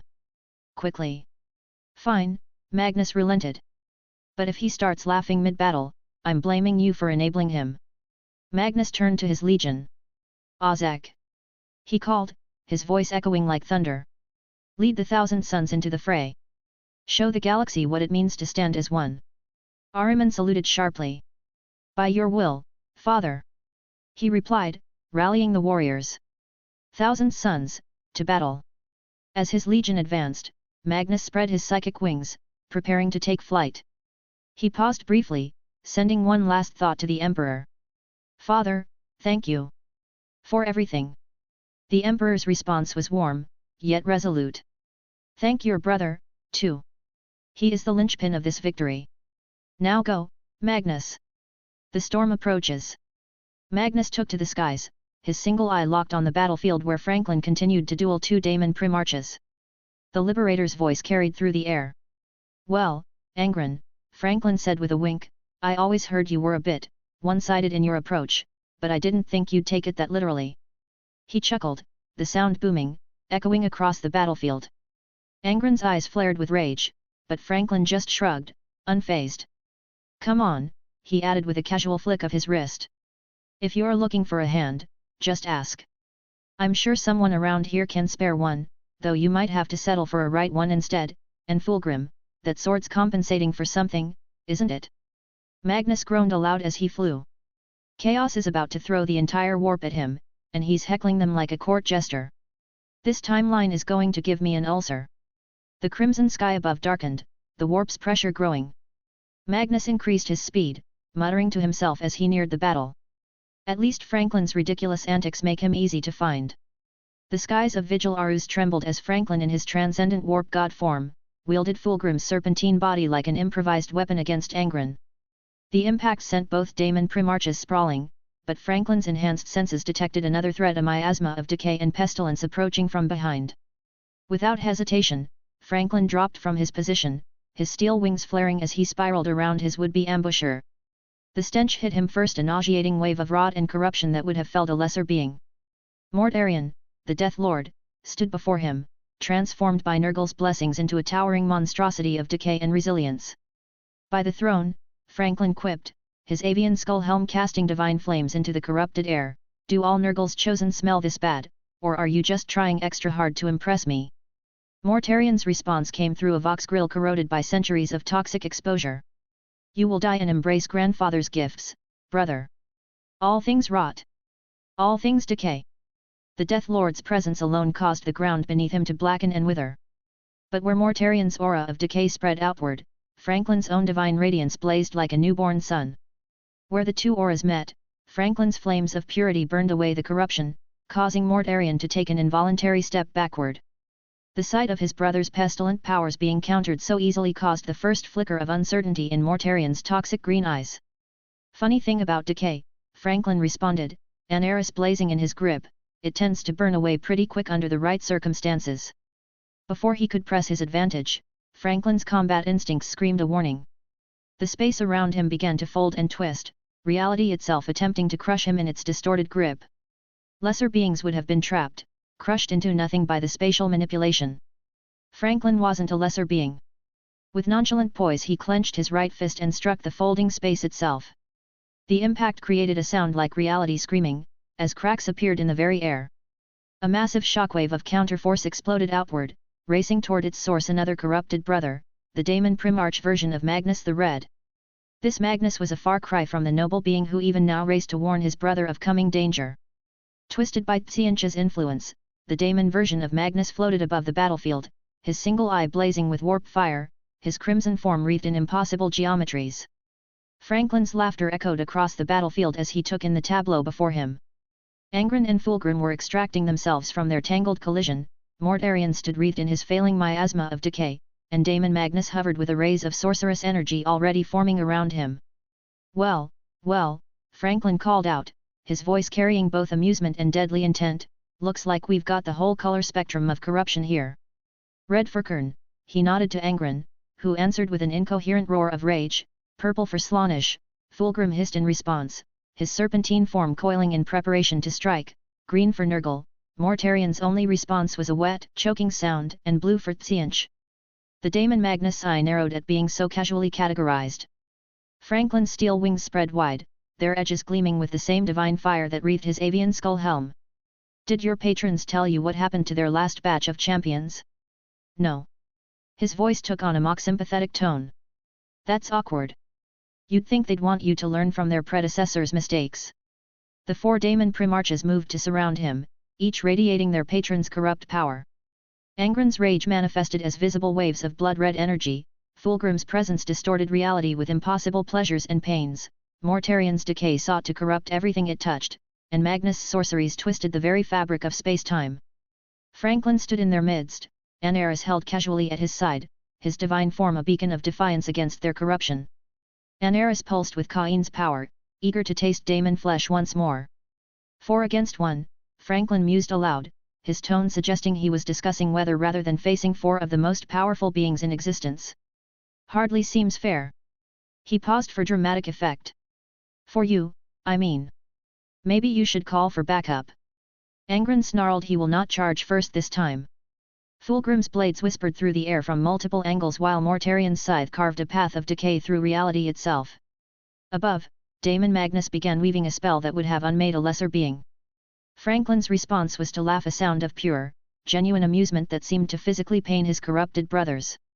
His wings flared brighter, and Anaris blazed with renewed fury as he prepared to meet their assault.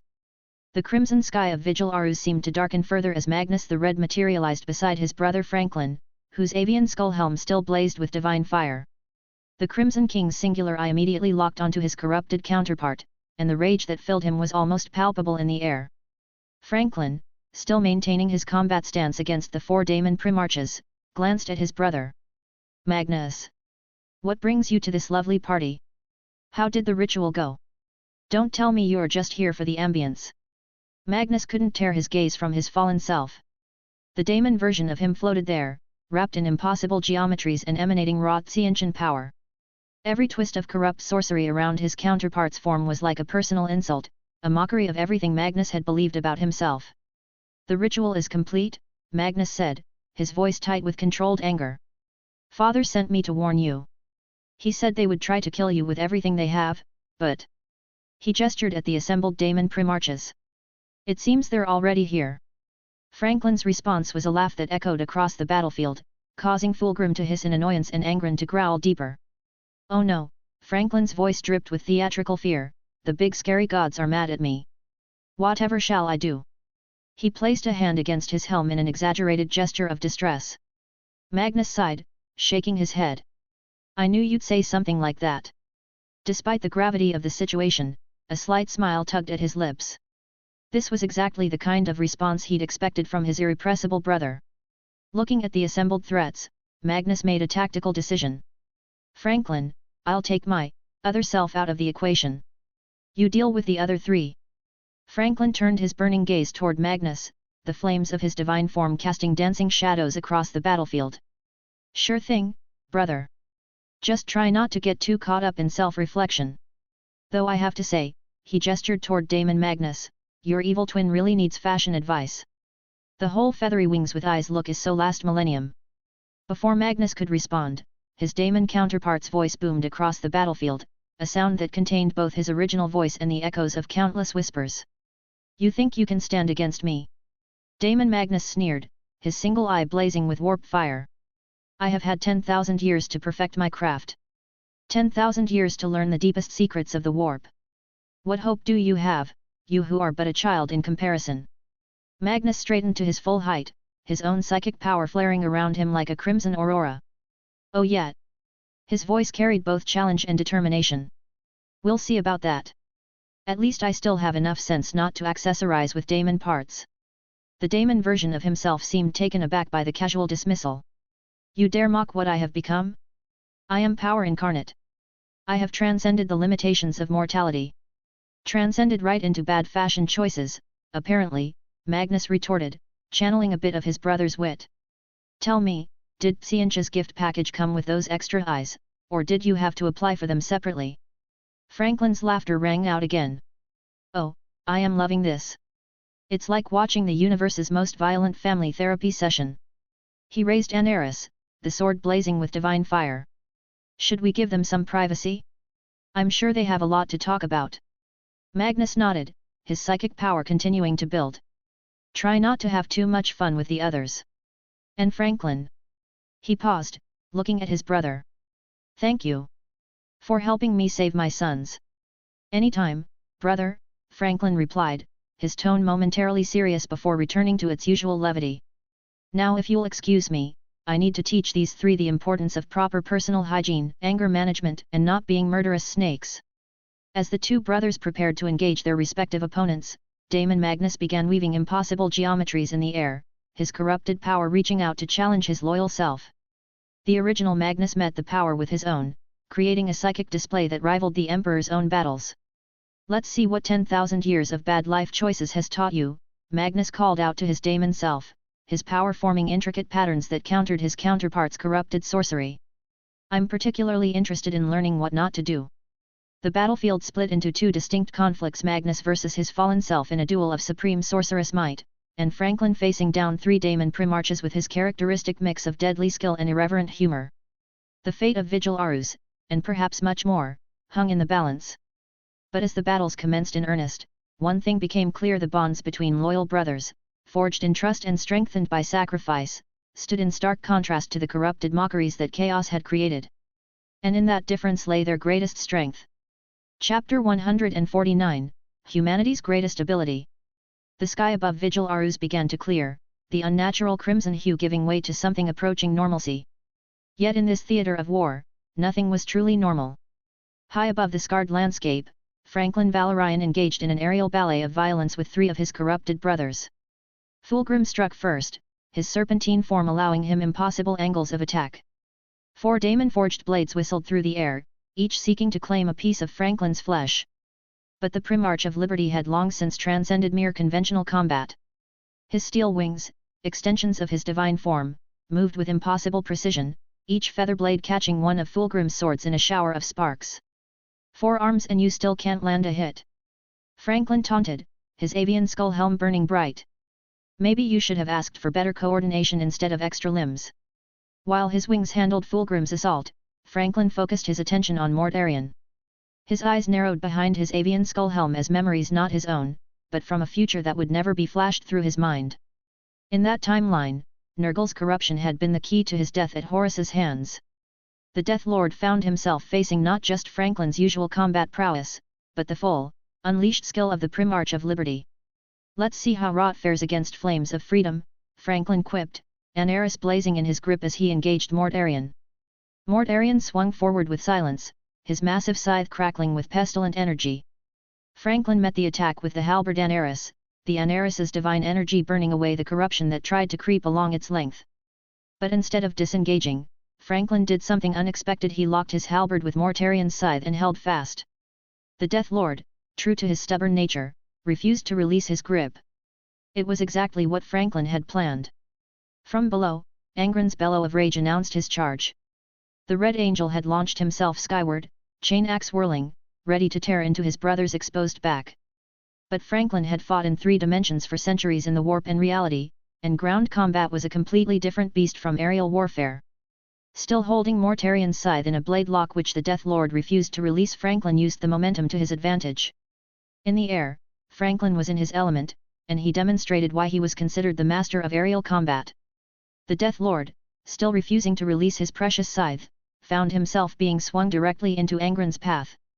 Here's a lesson in aerial combat, Franklin called out as he completed the maneuver. Always mind your positioning.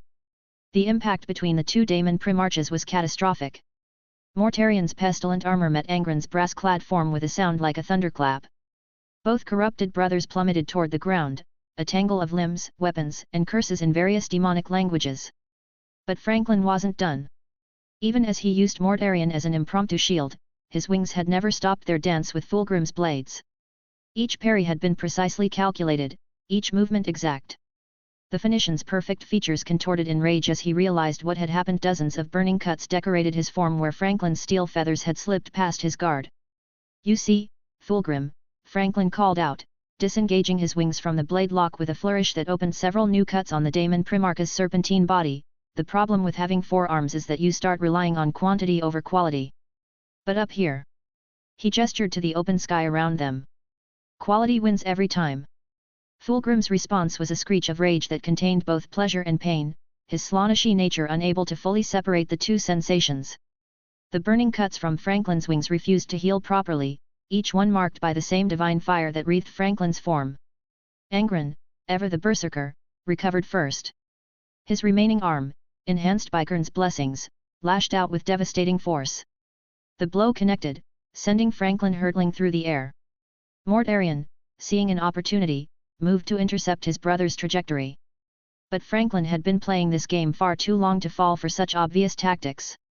Banking hard left, he reached into a pouch and withdrew what appeared to be a simple bottle. With casual accuracy, he tossed it toward Mortarion. The Death Lord, expecting a more conventional weapon, cleaved the bottle in two with his scythe. It proved to be a grave mistake. The contents splashed across his corrupted form, and for the first time in millennia, Mortarion felt real pain. Aik! The scream that erupted from Mortarion's vox grill was equal parts pain and surprise. "What is this?" he demanded, his corrupted form smoking where the liquid had touched him. Franklin's laughter rang out across the battlefield. "I honestly didn't think that would work. H2O2, brother. Hydrogen peroxide because frankly, you could use a good cleaning." Before Mortarion could recover, another bottle was sailing through the air. This time, the Death Lord caught it and crushed it in his gauntlet. Another mistake. The liquid within seared his corrupted flesh, and though he fought to contain it, the pain was evident in his posture. "That one's chlorine," Franklin announced cheerfully. "I figured if we're having a family reunion, we might as well include some basic chemistry lessons." Mortarion charged forward, his usual calculating nature overcome by pain and rage. The sight of the mighty Death Lord, bearer of Nurgle's greatest blessings, being undone by common cleaning agents seemed to amuse Franklin to no end. "Who knew?" Franklin called out as he dodged Mortarion's enraged assault. "Apparently Nurgle's blessings don't include protection against basic sanitation. Might want to bring that up with your boss next time." Magnus the Red found himself in what could only be described as the universe's most dangerous mirror match. His daemon counterpart, corrupted by 10 millennia of Tsiancha's influence, was proving to be every bit as formidable as he had boasted. The air between them crackled with competing psychic energies as reality itself bent and warped around their duel. "Who knew," Magnus muttered to himself as he bent space to avoid another of his counterpart's attacks, "that I could be such an insufferable opponent?" He twisted through impossible geometries, only to find himself facing a hidden spell his daemon self had carefully concealed in the fabric of reality. "What's wrong?" Daemon Magnus taunted, his voice carrying the echoes of countless whispers. "Where's that bravado now? You stand before one who has been blessed by the changer of ways himself, who has mastered the currents of the warp for 10,000 years. Arms gestured, weaving new spells into reality. Magnus deflected another barrage of warp lightning, his single eye narrowing in frustration. "Says the version of me who's been drinking chaos-flavored Kool-Aid," he shot back, though he had to admit if only to himself that this fight was not going as well as he'd hoped. As he ducked under another spell that would have turned his bones to glass, Magnus found himself seriously considering something he'd promised himself he'd never do. His brother Franklin's favorite spell, if one could even dignify it with that term, was both brutally effective and utterly beneath the dignity of a scholar of his caliber. "I cannot believe I'm about to do this," Magnus muttered to himself, dodging yet another reality-warping attack. His daemon self was pressing the advantage, clearly believing victory was within his grasp. "Your resistance is futile," Daemon Magnus proclaimed, gathering warp energy for what looked to be a devastating attack. "Accept the inevitable. Embrace the change that awaits you." Magnus sighed deeply, his scholarly pride warring with his tactical necessity. He could almost hear Franklin's laughter in his head. His brother had always told him that sometimes the best solution was the most direct one, dignity be damned. "Well," Magnus thought to himself, "at least Franklin will never let me live this down." Then, aloud, "Say hello to my brother's favorite spell." Making a grabbing motion toward his corrupted self, Magnus called upon the warp in a way he never thought he would. His voice rang out across the battlefield, testicular torsion. The effect was instantaneous and devastating. Daemon Magnus' multiple arms froze mid-spell, his single eye widening in shock and pain. A blood-curdling scream erupted from his throat, a sound that contained both the agony of the present and the wounded dignity of a being who never expected to be attacked in such an undignified manner. "What nonsense is this? The Daemon Primarch's voice rose several octaves as the spell took full effect. Magnus watched his counterpart's reaction with a mixture of satisfaction and embarrassment. He could practically hear Franklin's cackling from across the battlefield. This was exactly the kind of tactic his brother would employ, effective, unexpected, and completely devoid of dignity. Well, Magnus mused aloud, watching his daemon self writhing in most unsorcerous agony, I suppose there are some advantages to thinking outside the traditional spheres of sorceress combat. Though I shall have to burn the relevant pages from my grimoire later. The spell, while undignified, had achieved what countless complex workings had failed to do. It had completely disrupted his opponent's concentration and defenses. Though Magnus knew he would never hear the end of this from Franklin, he had to admit that sometimes the simplest solutions were indeed the most effective. Still, as he prepared to press his advantage against his incapacitated counterpart, Magnus made a mental note to never, ever admit to Franklin that he had been right about the tactical applications of this particular spell. His brother's smugness would be absolutely unbearable. In the distance, he could swear he heard Franklin's voice carry across the battlefield, "That's my boy. I knew you had it in you." Magnus sighed again, his dignity thoroughly compromised but his tactical position significantly improved. "The things we do for victory," he muttered, preparing his next spell. "Though perhaps we can keep this particular tactical innovation out of the official historical records." In two separate but equally deadly battles, both Magnus and Franklin felt the shift in reality as the Chaos Gods began to assert their influence more directly. The very fabric of space seemed to shudder as divine power leaked through the Emperor's containment. Magnus watched with growing concern as his daemon counterpart recovered from the undignified assault. The corrupted version of himself straightened, his form crackling with new power. The spell that had kept him doubled over in agony began to unravel under the surge of chaotic energy. "That ain't good," Magnus muttered, feeling the change in the warp currents around them. Where before the warp had been relatively controlled, now it roiled with unstable energies as Tsianch's power began seeping through the Emperor's barriers. His daemon self rose to full height, eye blazing with renewed malevolence and fresh power. The air around him twisted with impossible geometries, reality bending in ways that shouldn't be possible in real space. Magnus prepared himself, knowing that their duel was about to become significantly more challenging. Meanwhile, Franklin found himself adapting to the sudden escalation in his own three-way battle. Fulgrim's already impressive speed took on a new dimension as Slaaneash's power flowed more freely. The daemon Primarch's blades became nearly invisible streaks of motion.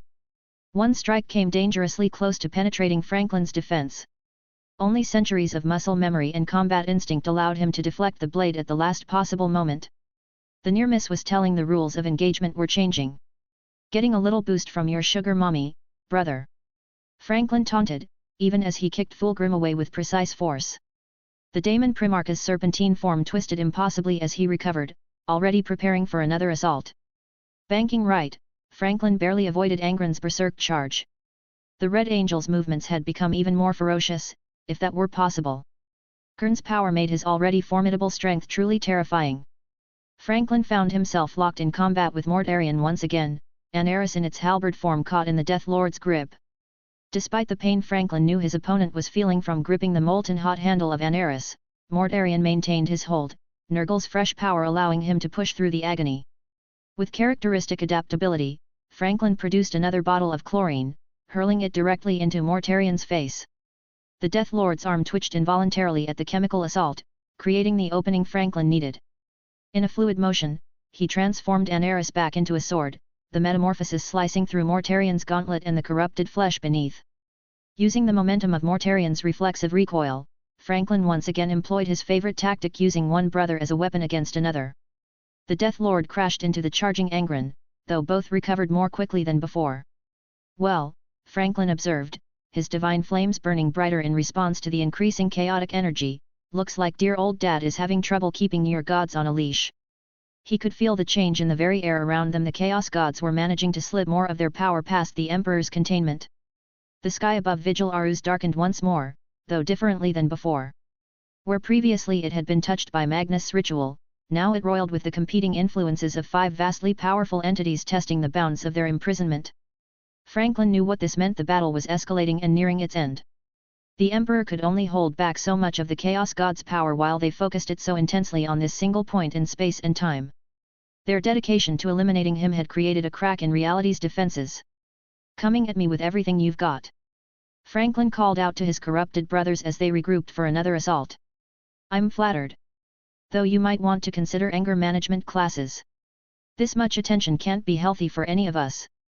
The divine flames surrounding his avian skull helm blazed brighter, and his steel wings spread wide, their edges gleaming with defiant light. As his opponents prepared their next assault, empowered by their dark patron's direct intervention, Franklin's laughter echoed across the battlefield. "Let's see what you can do with your training wheels off," he challenged, an arrow blazing in his grip. "Though I should warn you, I've got some experience dealing with gods who don't know their place." Franklin's gaze flicked upward for the briefest of moments, as if calculating something his brothers couldn't yet fathom. The battle had intensified with each passing moment as the Chaos Gods channeled more power through their champions. Franklin Valorian found himself engaged in an increasingly complex three-way duel of death with his corrupted brothers, his divine wings flashing like steel lightning as they caught and parried weapons from multiple angles. The combat drifted from the larger battlefield, pulling them to a desolate mountain range where jagged peaks scraped against the storm-racked sky. Franklin landed atop the highest summit with a deliberate, almost casual grace, the embers of his divine aura glowing faintly in the gloom. His corrupted brothers followed, landing in a semicircle, their dark forms emanating malice as the Chaos Gods channeled raw power into their champions. Fulgrim was the first to speak, his serpentine coils tightening as he sneered, the mockery in his voice dripping with venom. "Have you finally realized your folly, brother? Seeking refuge on a mountain top? Perhaps you're ready to kneel and accept the gifts of the true gods." Franklin tilted his avian skull helm slightly, flames flickering in its hollow eyes. His voice was light, almost conversational, though the sharp edge of derision was unmistakable. "Kneel." He let out a short, incredulous laugh. "Fulgrim, of all people, I'd expect you to bring that up. I mean, you would know a thing or two about kneeling, wouldn't you?" The jab hung in the air like a blade, and even the storm around them seemed to pause. Fulgrim's perfect features contorted into a mask of rage, his pride stung by the double-edged mockery. Before he could hiss a retort, Franklin's smirk was audible in his next words. "Relax, brother. I just thought you deserved a moment to catch your breath." His voice grew colder, a flicker of deadly intent in his tone. "After all, it's going to get much worse for you." "You're bluffing," Mortarian's voice rasped through his corroded vox grill. "We know who you are, Franklin Valorian, the 11th Primarch, the Liberator. The gods have shown us your measure. This is you at full power, warp god that you are." Franklin's chuckle carried an edge of knowing anticipation. "Oh, did they? Did they tell you everything about my capabilities? My mastery of the arcane? My arsenal?" "Yes," Mortarian stated with absolute certainty. Franklin let out a low chuckle, his stance shifting ever so slightly, the flames around him intensifying. "The gods told you everything, hey? My strengths, my powers, my weapons." He nodded, as if considering their words. "And yet, they left out one thing. Funny how they always miss the most important details." Angren snarled, his brass armor creaking as he shifted his grip on his chain axe. "Enough of your riddles. Fight or die, coward." Franklin ignored him, addressing all three. "Tell me, brothers, what's humanity's greatest strength? What's the one thing that's allowed them to endure in a galaxy full of nightmares? Is this the rambling of a dying man?" Fulgrim sneered, his twisted features marred with cuts, wrinkled in contempt. "Come on, humor me," Franklin insisted, his tone light but his stance shifting subtly. Fulgrim rolled his eyes, his voice thick with mockery. "Perfection, obviously. We embody that." Mortarian's ruined visage twisted into a grimace. "No. Endurance. The capacity to suffer and persist." Franklin laughed outright this time, shaking his head. "Wrong on both counts. It's neither perfection nor endurance. It's something much simpler, something primal." He spread his wings wide, the storm around him suddenly quieting, as if the very air waited for his answer. "It's the ability to throw a rock." Before they could react, Franklin raised his hand and pointed skyward. His brothers instinctively followed his gesture, their eyes narrowing as the heavens themselves seemed to tremble. A single point of light pierced through the crimson clouds, growing brighter with each passing second. At first, it seemed distant, a star perhaps, or some celestial phenomenon. Then it began to grow, and grow. Mortarian's voice betrayed unease. "What trickery is this?" Fulgrim snarled, his pride turning to suspicion. "You think a falling star will stop us?" Franklin's grin widened beneath his helm. "Falling star? No, no.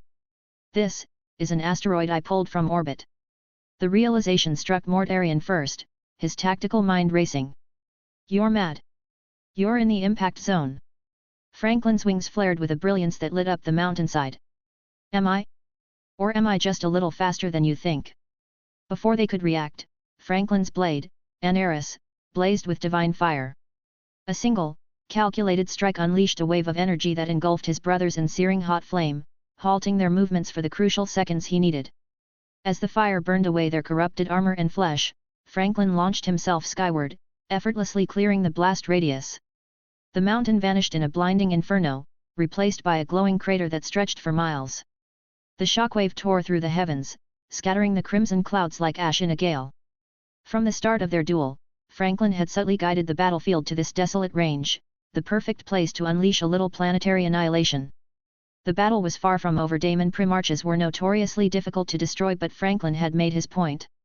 Sometimes the oldest solutions were still the best ones, even in an age of gods and demons. Thanks for listening.